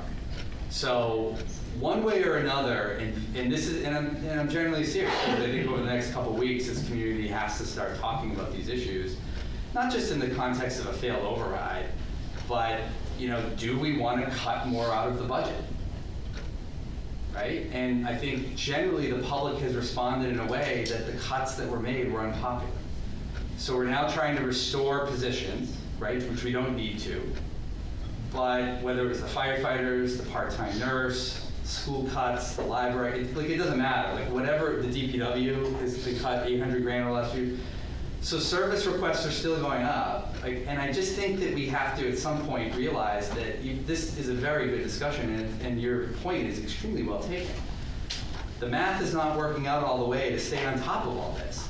But we're also not having the uncomfortable conversation that if we don't want to restore SROs and an assistant town manager and other positions, and if we want to reduce the services in all of our departments, fire, police, schools, and everything, I think we need to do that. Because if we don't, and we want all that in the operating budget, then we have to pay free cash to do it. Right. So we either can't have it all, but I think also we're avoiding some very tough conversations about the size and scope of what we want the operating budget to be like. And I'm not saying you guys are avoiding it necessarily individually or as a group. You guys had a great finance committee, process and discussion this year. But I think we're stuck in the doldrum of where do we want to go here? Because to your point, Ryan, you're spot on. We are just kicking the can down the road on a couple of these expenses. As every department will tell you, the capital requests are getting backed up too. But it's also unpopular in the community for an override, but it's also unpopular to make the cuts as a consequence of the override. And if I knew the answer to that quagmire, I would have already suggested something. So I think unfortunately these are some of the symptomatic problems that we're having as a result of a failed override. So and these are some of the symptoms that come with it. So we're struggling to make ends meet on all these things. And it's a hard conversation to have, but I think these are symptoms of what happened last year. I guess with that, personally, I would prefer to forego the Departmental code review study at this time, kick that can instead, and move that 62,000 into the fire truck stabilization fund, knowing it's a known versus an unknown. Agreed. Didn't we have this discussion last time about, and it was real wonky, about how to take something or how to recommend something, and then we had a vote, remember? There was a big fight. I think Mr. Wonk is living here. No, I just don't remember how we decided the process would be. I think agree because with we already Brian. made the motion on this one, we have to vote on it. I mean, you just vote no, and then we'd have to make another one to vote for it without it. You would make an amendment, is what you just said. You would say, I make a motion to make an amendment to replace the code review, right? And then you'd have a vote on that of the finance committee. If that got approved, this would change the recommendation for next week before the council. Okay, so then I would like to make the motion to amend Resolution 2633 to remove the Departmental Code Review Study line item for $62,500 and add a line item to move $62,500 into the fire truck stabilization fund. Second. Is that wording correct, guys? So we vote on the amendment first. Okay, we're voting on the amendment first. On the amendment to, as Ryan said, moving from a code review to a fire truck. Fire truck stabilization. Okay, all right, I'm just keeping it up. All right, so this is on the amendment, roll call. Okay, George, Yes. Natalie, No. Chris, No. Lauren, I'm gonna say yes. John, No. Ryan, Yes. Shannon, Yes. Jennifer, Yes. Tom. No. So that's 4 no's. 5-4 is approved. Yeah. Yes, had it? 5-4, okay. Yeah, That was majority approved. vote. Majority vote. All right, so now what about? Now the original. Now the original Motion as amended. As amended. Wait, I don't understand. No, it's just Original a- motion as amended. We already have it on the floor. It's been amended, so the vote is on the original motion as amended. That's all. Just semantics, I think, at this stage. Right? No objections from the Peter Gallery, so I guess that's one of it. So it's a vote on. So we vote, what exactly, tell me again, because I'm confused by the language. Can we move the money from, on this resolution to a stabilization? Sure. Okay. You can absolutely deposit. What we will do is, for the council, we'll set up 2 resolutions, because the stabilization one will be separate, but for the purposes right now, because you're making a recommendation, All right. it's not as legally Just want to binding. make sure we don't get markups then.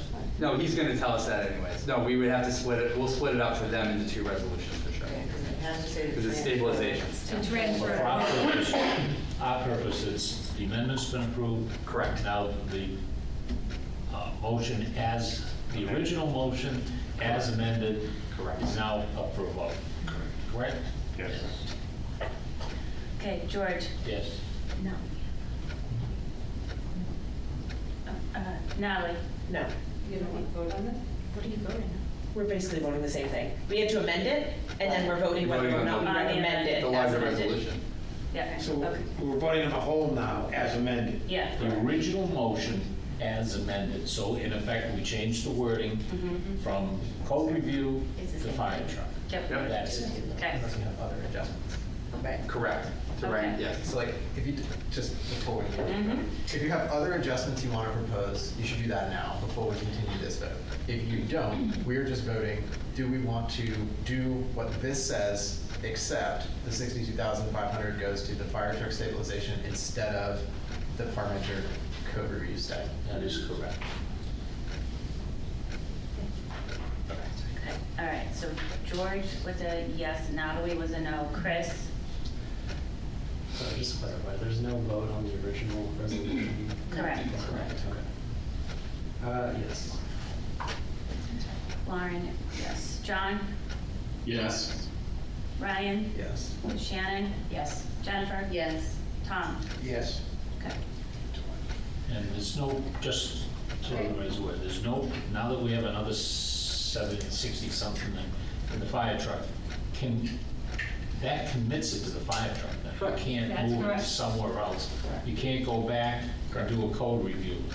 Correct. Yeah. And We the just town have a council still recommendation. votes on this. We just have a recommendation Yes, for that. yes. We don't actually have that. It No. doesn't Right. get So transferred. they- Town council And then the town council could, it votes on it either way, could revert back. They could do something Yeah. totally different. Okay, Yep. Great. And was that roll call vote on the final resolution? Yes. On the 1.528 million? This Yes. one would Yes. change. Yeah. Okay. was it 8-1? There we go. This is hard. Robert's rules are naughty. That guy spent too much time thinking.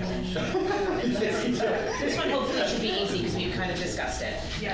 Okay, so motion to recommend resolution 26-34, which is to move 252, 437,000 from a previous group insurance trust fund into the reserve for the liabilities for the current health insurance plan exit. So moved.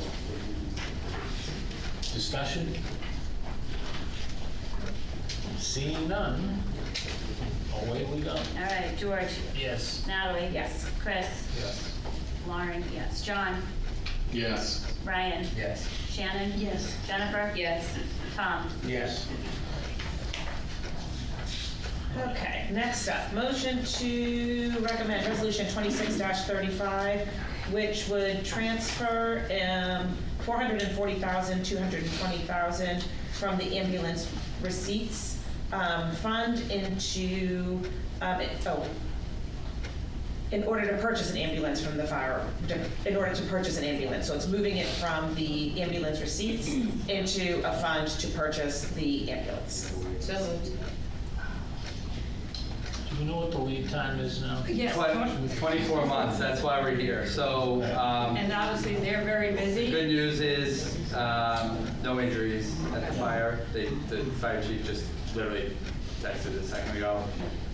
If he were here, he would tell you that because the lead time is 24 months on an ambulance, the money is already set aside for this. We already have it because we take out about $125,000 a year, like the stabilization fund, out of the ambulance receipts to put into an ambulance account. And he came to us recently and said, the lead time's 24 months. We already have the money to do it, we gotta put it in order soon. So that's really why this kind of came out. This was on his FY27 capital plan, but with the lead time now at 24 months, I think they want to put the order in. We're actually running a 2014 ambulance at the moment. Right. So we have one, No. We're at 5. 5 people, and this would put us at 6, or No. we would No. retire? I'm sure it replaced the oldest. It's Yes. actually, the backup does say that, I believe it's, this words are escaping me. Yeah, he wrote a whole memo. Yeah. Oh, yes. But actually, yeah, you said it's a trade-in, sorry. Yes. Perfect, thank you. Sorry about that.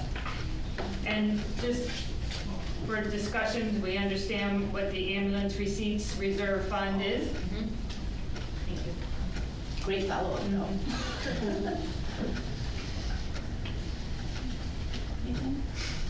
All right. Can you explain that, the fund? Sure. So the ambulance receipts come in for ALS, BLS calls. The predominant majority of that goes into local receipts.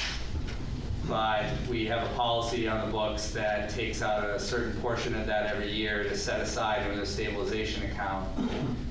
Not the same type of stabilization accounts for the fire truck, but we're allowed to do this for the ambulance. And Linda sets it aside in each year and accumulates on a 3 to 4 year basis, which is usually the rotation of an ambulance. So the ambulance lifespan is usually about 3 to 5 years, unless you can rehab them, trade them in, and some other some of those other details. But that's how we've been able to replace the ambulances year after year, is by recycling the money that's being used to go pay for the ambulance.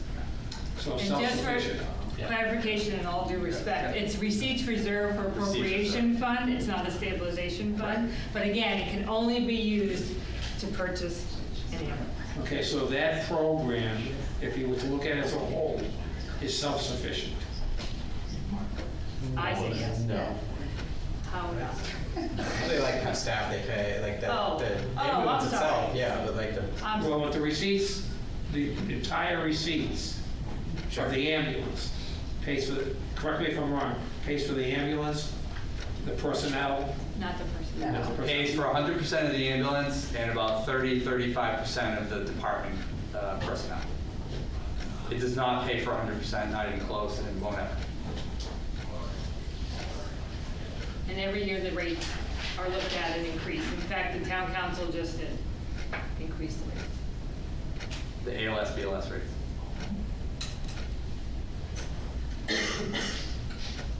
Okay, no further discussion? Okay. Onward. All right, George, Yes. Natalie, Yes. Chris? Yes. Lauren, yes. John? Yes. Ryan? Yes. Shannon? Yes. Jennifer? Yes. Tom? Yes.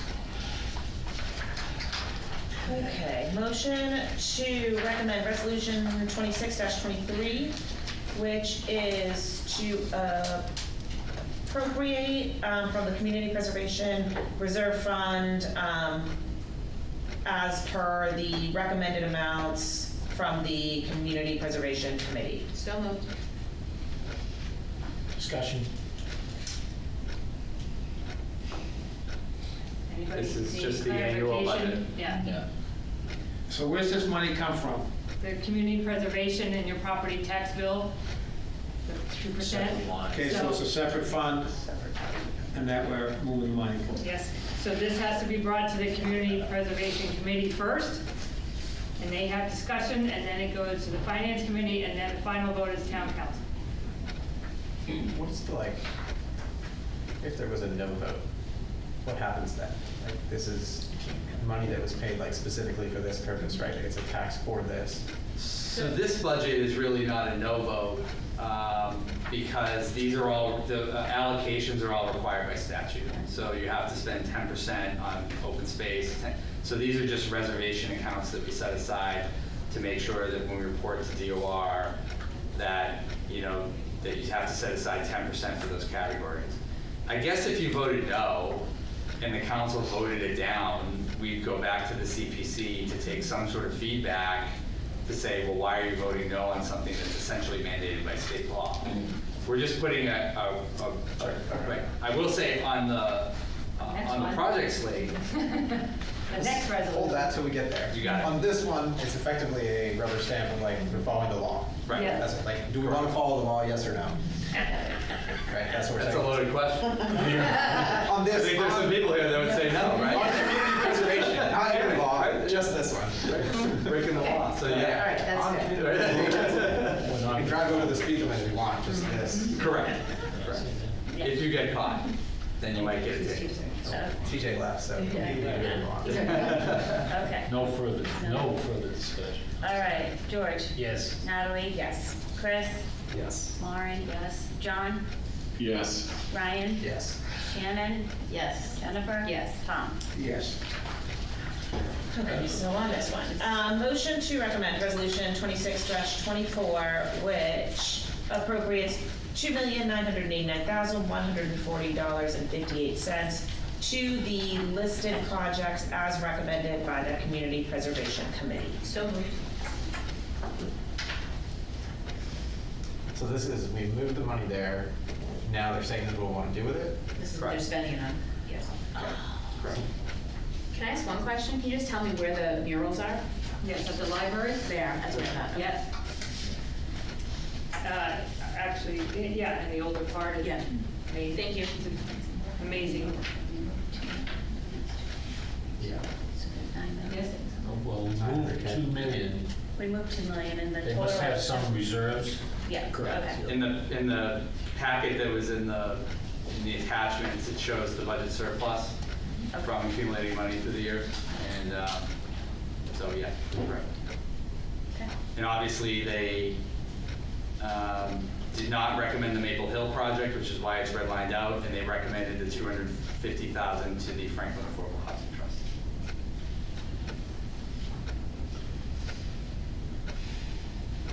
Is that,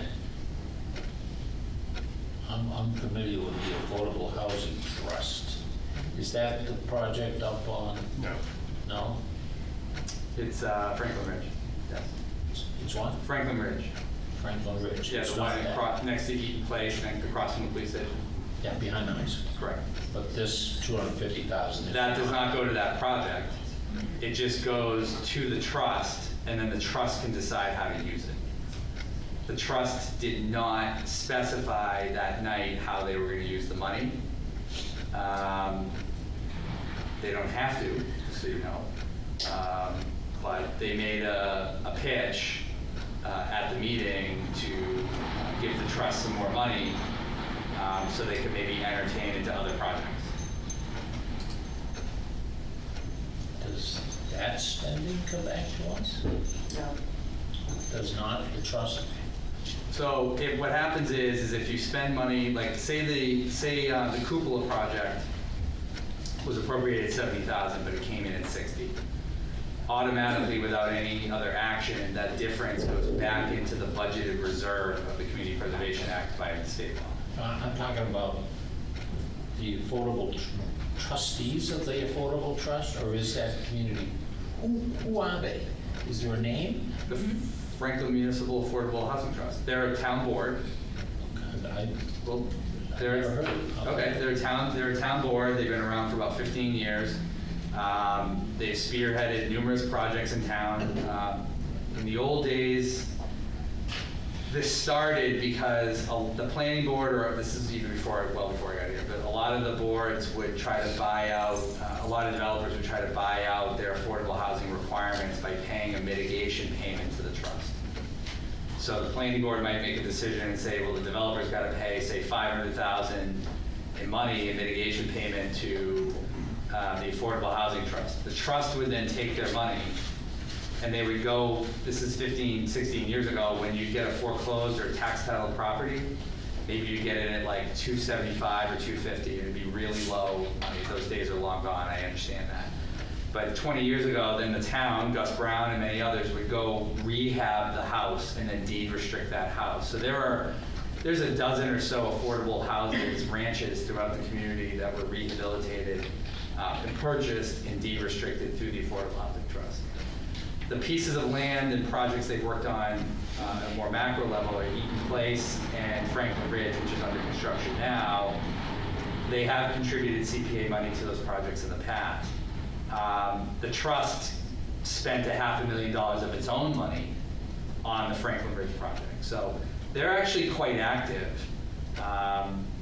You know, I understand it's one of those boards people will obviously gloss over and don't think much of, but over the years they've actually been very active in town. And so the committee came to the CPA during the public hearing and asked for more cash to be able to do more projects.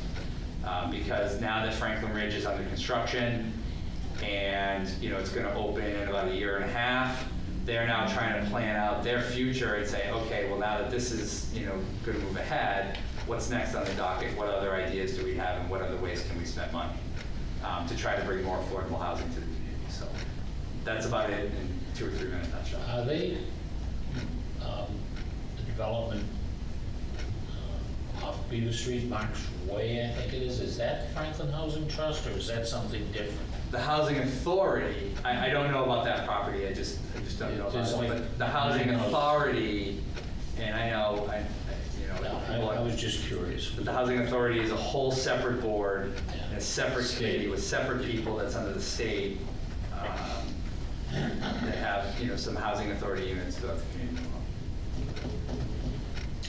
I'm done. Anybody else? On the open space, Maple Hill, principal and interest, Yes. what is that? Yes, so, sorry, Jake. No, it's okay. The open space, when one of the, getting CPA passed, right, this was a vote that residents passed on, was to purchase land that becomes open space for us.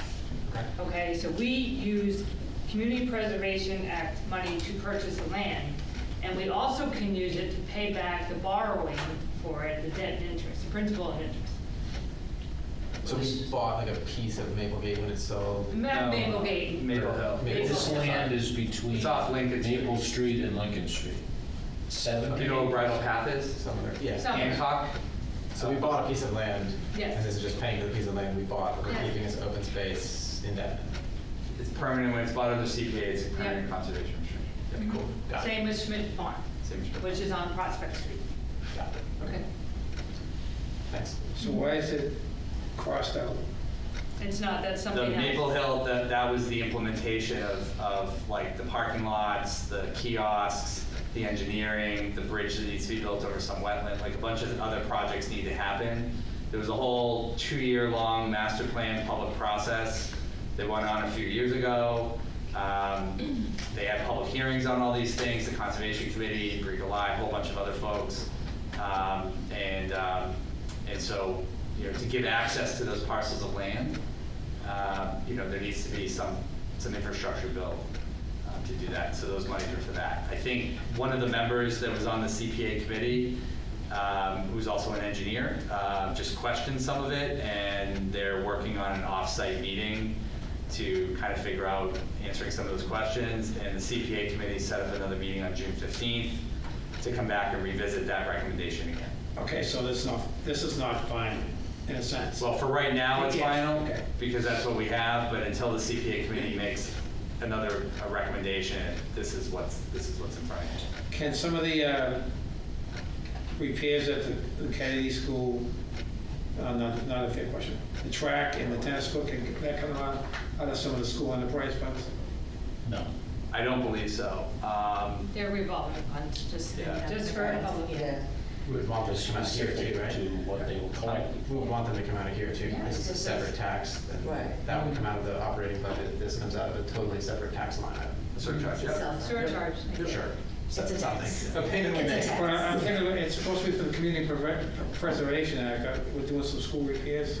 So under CPA,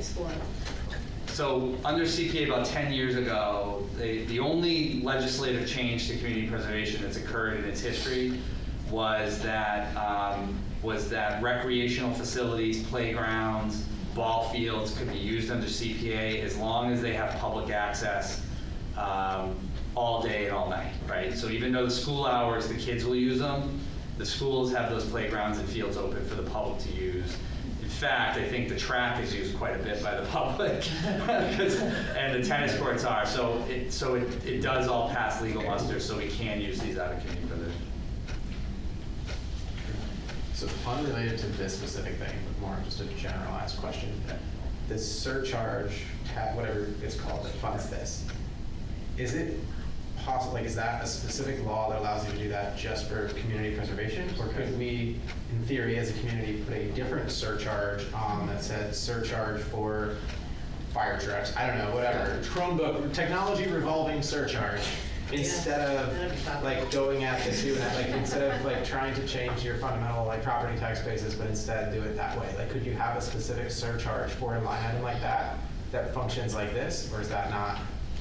So two quick things, great question. So you can't do a surcharge, it's okay. The surcharge, community preservation is a whole separate state law that was passed in 2000, and I'll just end there, right? So all of this is, and this was a ballot question in 2020 in Franklin.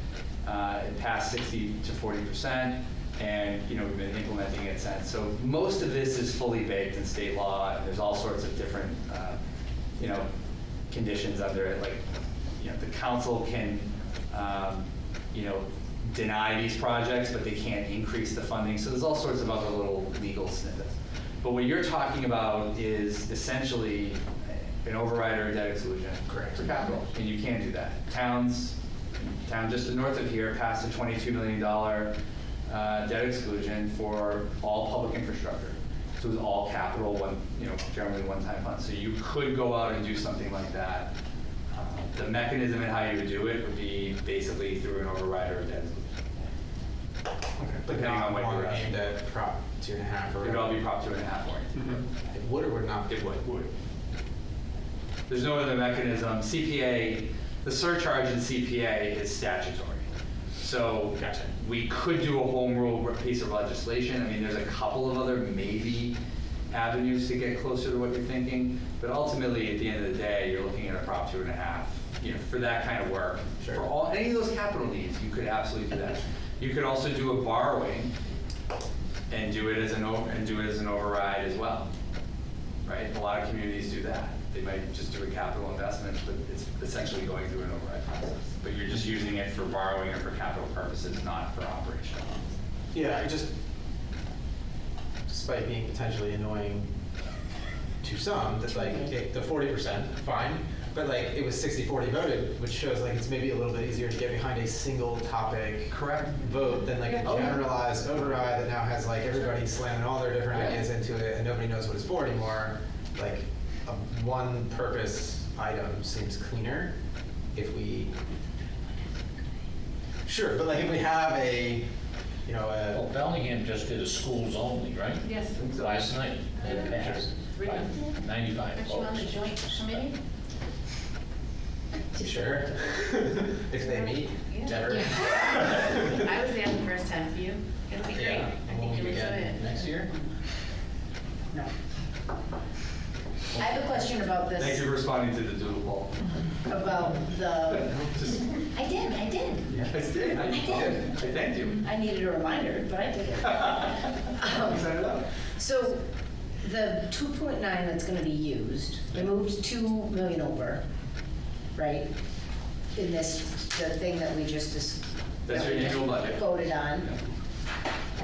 But they're gonna use 2.9, and you said that that's because they have more money in there than the 2 million that they needed, right? So how much is in there now?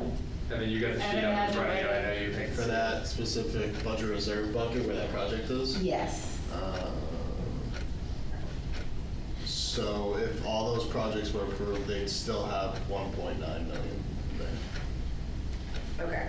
So my next question is, does anybody know the MGL that governs this? You could Google it pretty quick. Just Google MGL, Community Preservation Act. Okay. I just didn't know if this was like on the top of, you had mentioned. Yeah. It's governed by statute, so I didn't know if you just knew it's top of your head. I can Google it too. I just didn't know if you knew.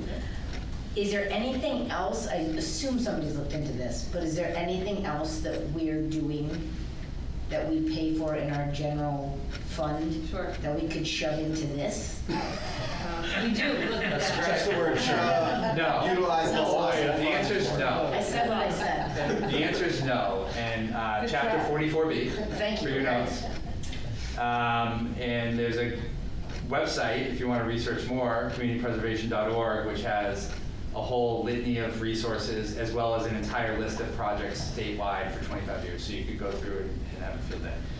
You cannot shove anything else from the operating budget in here because you cannot use CPA funds for ongoing maintenance.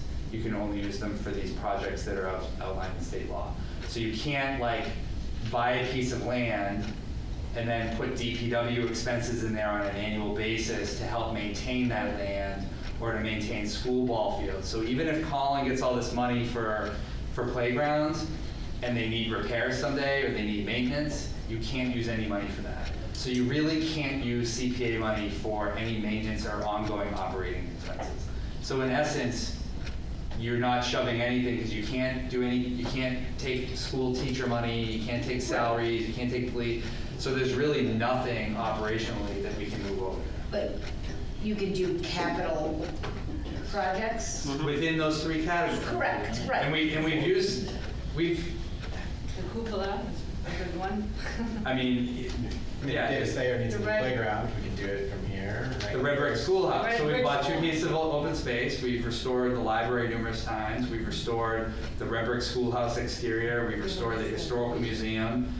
We've spent 2 appropriations on affordable housing, both on the St. John's project behind the church for that affordable housing complex, and also $320,000 was given to the Franklin Ridge project. So, I mean, I don't want to do a half-hour thing for you on like all the uses of CPA money that we've done so far, but we've used CPA for the Nason Street tot lot. We've tried to use it when we can to try to offset capital expenses. Okay. The big win here is that all of our playgrounds, including all of the schools, we've now spent about almost if this is all approved, probably about $750,000 that you're not seeing on the school capital list because we've creatively tried to make sure that we can use money through this. And kudos to the schools for, I mean, not every school district leaves their playgrounds open for the public or their track. Sometimes they close the gates. So the fact that the schools allow everybody to use their property offline and on weekends is actually enabling us to do this. So it's been a joint effort between both of us. And we're going to continue to do this where we can. But unfortunately, most other stuff on capital wouldn't fit in these categories. Question on that, because I know we have a reserve fund for the turf replacement. Would the turf not qualify? Because that's kind of a capital and a one-time. It may. I've got to get a legal opinion on that, on the turf, because I know there's been some cases around the turf issues, but it's plausible that you can borrow against the turf. It's plausible, but I just got to get a review from our company. How much does the fund get regenerated each year? What's the tax collection? You're looking at $2 million. All right, so. So you're every looking year at we about get 2 million so- a year in revenues and going up a small fraction every year. And does it have to be spent within the year? Nope. Or can you just let it accumulate? You can and then stockpile the money for a long time. A lot of communities like historic preservation or affordable housing, they'll put money aside for 5-10 years. They won't spend it, and then they can, they can really do something big and important that the communities, wants to do. And that's how actually we've gotten to the fact that even with this large appropriation proposal, that's why there's still about 1.9 million left in the budget reserve, even after all these expenditures. Now, the town is involved in the rail line path, right? Rail trail? Rail trail. Can some of this money be used for that? It could. We're going to try to use state money first, though. I would understand that, but this could be something that. Federal first, state second. I might have maxed out. I might have dragged all the chips I could out of the federal. But you're right. We will try it on federal as well, 100%.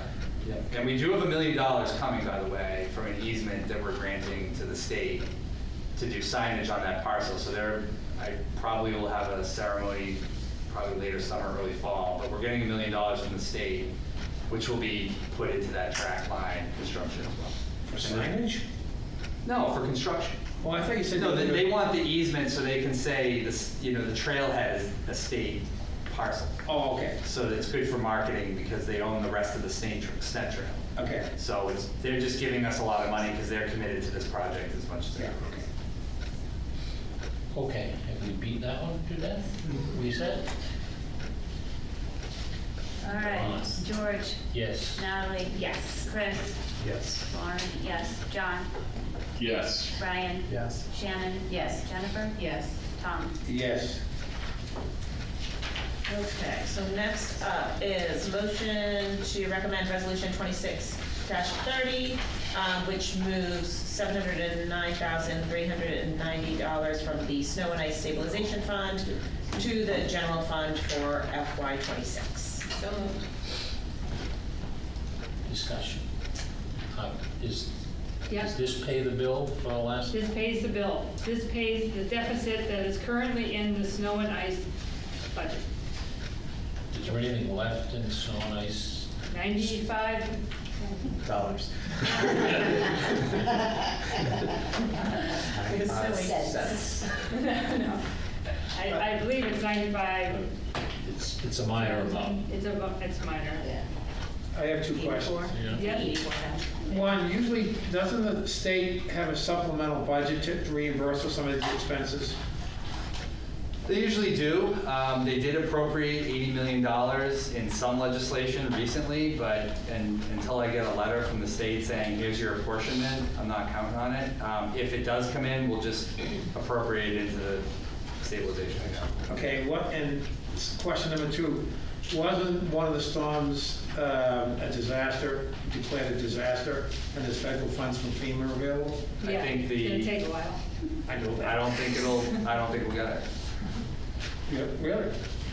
Have you seen FEMA checks anywhere else announced around the rest of the country in the last year and a half? There's no FEMA that almost exists.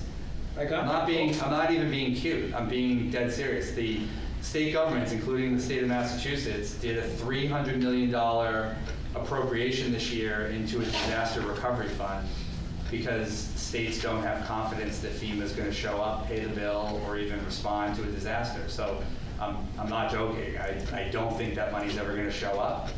Obviously, if something changes politically in the next several months, maybe it does, but we're not counting on any of that coming in. If it comes in someday, great, but we're not counting on it. Have we applied for it? Yes. Oh, yeah. Yeah, that's what I was just gonna say. We've applied for our portion, and the state has applied for their portion, and we haven't heard anything back. I don't even think they have a FEMA administrator at the moment.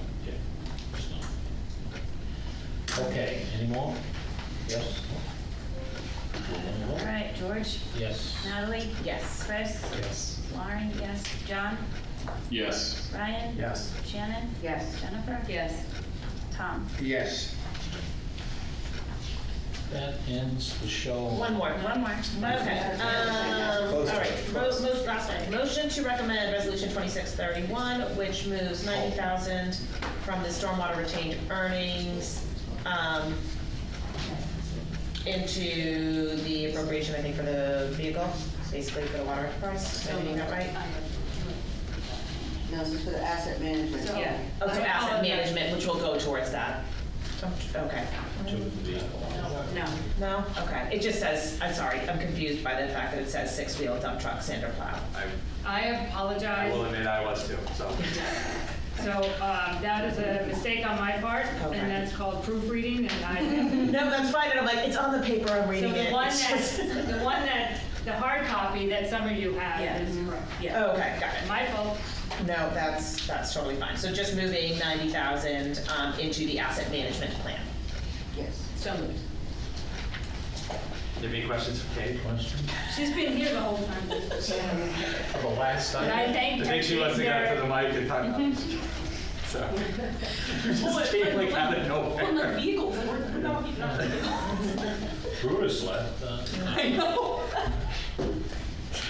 Got tired. Confidence in Keith. And Derek.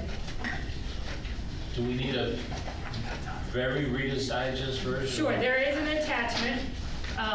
This is a asset management grant, and there's a breakdown here that says this is how much the grant is, this is how much the stormwater enterprise fund is paying, and this is how much the operating budget is paying. So we have to kick in a portion of this as well. But because it's the enterprise fund, I need a resolution to move the money. That was a pretty good reading. So we're just a vote now? Yes. I've lost. Yes, we just Okay, did vote. all right, George. Yes. Natalie. Yes. Chris. Yes. Lauren, yes. John. Yes. Ryan. Yes. Shannon. Yes. Jennifer. Yes. Tom. Yes. Stabilization fund balances are as shown. I have a question on that. So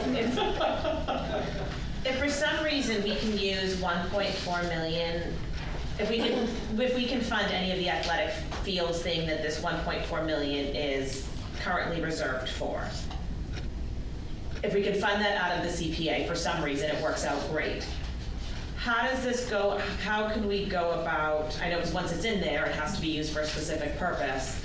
Is there any way of reallocating it, or is it kind of like, we just maybe don't, we have to use it? You have to use it that way, and yeah, it is what it is. So it's your down payment on whatever whenever, or, you know, I think this is also to Ryan's point earlier. We're not doing, with all the other stuff we've got backed up, this ain't happening for a long time, right? So, I mean, I think this is another casualty of the financial situation, but that's essentially your down payment on restoring those fields. So we can't reroute the money anywhere else, it's stuck there, and that's what it is. If we can use, we may be able to use the difference from community preservation, but we can't reallocate that anywhere. So if we could use CPA money to repair that, you want to know if we can allocate this special purpose fund stabilization to something else, and we can't, because it's special purpose for athletic field repairs. Got it, okay. But it would be good to know, because if we were in greater times and we were able to fund these accounts, if we knew the answer that we could potentially use CPA funds, we would potentially not add any more into this piggy bank. Correct. Yes, thank you. Correct. I just, go ahead. I see you getting ready with your thing. I'm just curious if we should, like, to that end, prioritize these in some capacity, maybe in a future meeting, not tonight, but like, at the moment, they're in an order. I don't know what order. So they're not in any particular order on this chart. Okay. Yeah, it's like, maybe it's worth saying, hey. So there is a financial policy that was brought to all of you. That's where you would put that in there.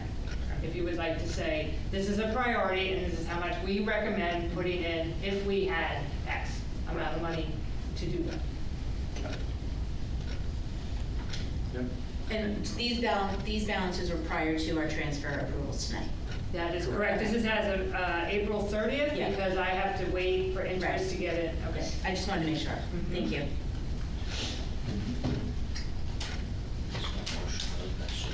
No. The other one is just information, just to let you know where we stand with revenues as of April 30th as well. This is something I provide to the finance committee. Is there anybody you're worried about? In local receipts? Yeah, Yes. in anything? I mean, you know, meals tax, I'm concerned.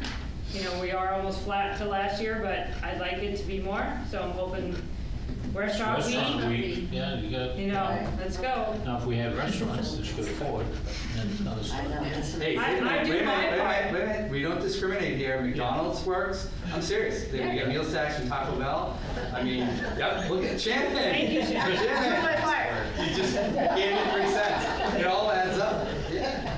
So, doesn't matter where, everywhere in Franklin. This report is 3/4 of the way through the year, correct? Yes. So like anything above 75% is theoretically tracking properly? Yeah, that's correct. Yeah, yes, you're correct. Yes. Okay. Yeah. What's miscellaneous? It's very good. Exactly what it is. Very good. We should do more of that. Well, it depends. 1,836% up. Right, because we do not, Know what it is. Right? It's fun to It's not that we budget it, don't 'cause they don't know what Why it don't is. you But I tell can't Shannon, budget. or do you want to tell them Yep, what's in the? sure. Somebody? Yep. Well, general, I mean, do we? Right, we do know. Linda, can you help with Yes, this I question? don't know Because if I you have a know list better. Yeah, I could come up with a list off the top of my head, I could. Correct. I think that would be enough, because it would just be a generic, it's better than. So there are miscellaneous. things that come in. Right, like our sales for like old vehicles, if we sell off. like Surplus on our property, municipal bid Right. that our procurement officer does. Those court funds. fines. So is it just things that are just straight up random? Unclassified revenue. No idea, Right. it could come, it could not It could come. not come, it might come, right. Yeah, okay. We may have gotten a refund from a prior year bill, and we can't put it back into the budget, so I have to put it in miscellaneous. Okay, well, we're killing it. in that. This year. We're gonna do more of that. Okay. More miscellaneous. We are, my procurement officer is out there taking pictures and putting everything on Munibid. Facebook Marketplace, baby. Yeah. I can come up with a better list and send it to you guys. That was if you want. 100% accurate, or adequate. What about fees other? That's lagging. What typically drives that one? It depends. Fees other, so it depends on the time of year. Maybe all the dog license haven't been posted and received into the collector's office, so there's some of that depends. We have highs and lows, just as you know. Where was this one April 30th last? So it says it was at 425, so we're trending up this year at this time. Oh, perfect. I'm sorry, it's right there. Should've looked at It's that. okay, Ryan. My fault. I had that one right there for you. Those are fees that we typically do get that we could sort of account for, as opposed to random Yes, yes. things that just pop in for no reason. Yeah. And again, there is going to be a second reading on some fees that the town council will be approving to increase. Like passport photos, you know, it's going up. You know, if it gets approved on June, that takes 2 readings. So their department heads constantly look at that to see if they can increase. Andy, done? Done? I think we're done. No, I have a question. Oh, Are we, I mean, the audit report is for our fiscal year '25, which is almost over. I mean, it's over, but we're almost a year beyond. Why don't we have an audit report from a partner? So Come visit. the audit gets presented from a partner to the town council. And that- was that going to occur? July 22nd. I've answered that for you several times. You've asked me that a few times Yeah. via email, and I said July 22nd. Plus, the audit is out on the website. It is public. Okay. Oh, you So would like me July to say that? 22nd. Are we also gonna have the 26 audit done, so we can have both years done at the same time? To have an audit presented a year later, it's old news. But I think it has to be done. Well, first of all, FY '26 isn't done yet. I'll be I know you're being sarcastic. I'll be sarcastic. I just want to make sure this doesn't get off Facebook. Right. That's all I Have need. this information, so, usually we do them in May, every single year with our OPEB actuaries at the same meeting, and this year the decision was to move it to July, and it is what it is, so I'm not the boss on all these decisions, so other people made that call, and it is what it is, so we'll do it in July. That's all I got for you, Tom. From my perspective, it's an important document. We talk about transparency, talk about fiscal health. It's nice to have someone from the outside come in and tell a good story. So this, just to be clear, and I mean this sincerely, and I think you follow this, but I think for other people that are new, I mean, it's not required in Massachusetts to do an audit, right? But we have for 25 years. I'll give Jeff a lot of credit on that. It started a culture. When I got here, there was management letters with a few things. Every year you improve, and we've been fortunate enough for the last 4 or 5 years now not to have a single recommendation from our auditors. And I think to your point, I agree. I wish we could get the presentations out there earlier. I think it's really good news. I think it shows health of the systems of checks and balances. The auditor will always say, they walk in here, no one runs away from them. Every time they ask for something, we get it. It shows good internal controls.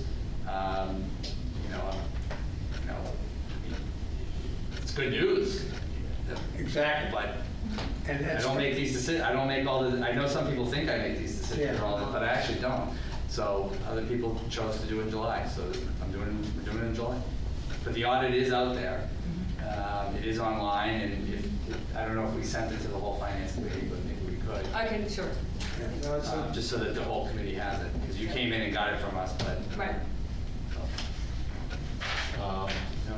Just a couple of notes that I want to make. A, I want to congratulate this committee. I've gone through 14 of these, and this is by far the deepest that any group has gone into this budget, and that's good. People out there who say there's no transparency, they're just not paying attention. This stuff is on, there's videos of it, there's podcasts discussing it, there's enough thing, but the first thing, when the council votes, I'll read on Facebook, Todd and I do it too, was, well, they didn't tell us about that. No, we told you, you just didn't listen. Sorry, that's a pet peeve. And I'll stop. It's late enough. Secondly, these two people beside me, this is their last meeting.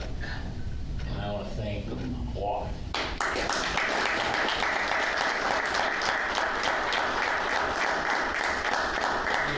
We found out, the new people, scheduling is crazy, and they run longer than they should. That's probably some of our fault, but it's good fault. It's good trouble. That was the in the summer. It was good trouble. So thank you all, and I'll entertain a non-debatable motion to adjourn. See you all in September? Yeah. Yes. Couple months off? There's a song about that, isn't there? Yeah. Motion to adjourn. So moved. Roll call. We have it all roll call. Sorry. All right, George? Yes. Natalie? Yes. Chris? Yes. Lauren, yes. John? Yes. Ryan? Yes. Shannon? Yes. Jennifer? Yes. Tom? Yes. Okay. By the Hi, way, John. the U.S. House just voted Thank you, to everybody. Thank you. stop the war in Iran. We are now producing this in collaboration with Franklin TV and Franklin Public Radio. This podcast is my public service effort for Franklin, but we can't do it alone. We can always use your help. How can you help? If you can use the information that you find here, please tell your friends and neighbors. If you don't like something here, please let me know. Through this feedback loop, we can continue to make improvements. And I thank you for listening. For additional information, please visit franklinmatters.org. If you have questions or comments, you can reach me directly at suresteve@gmail.com. The music for the intro and exit was provided by Michael Clerk and the group East of Shirley. The piece is titled Ernesto Mañana, copyright Michael Clerk and Tintype Tunes in 2008, and used with their permission. I hope you enjoy. By the way, you can also subscribe and listen to Franklin Matters Radio on your favorite podcast app. Search in podcasts for Franklin Matters.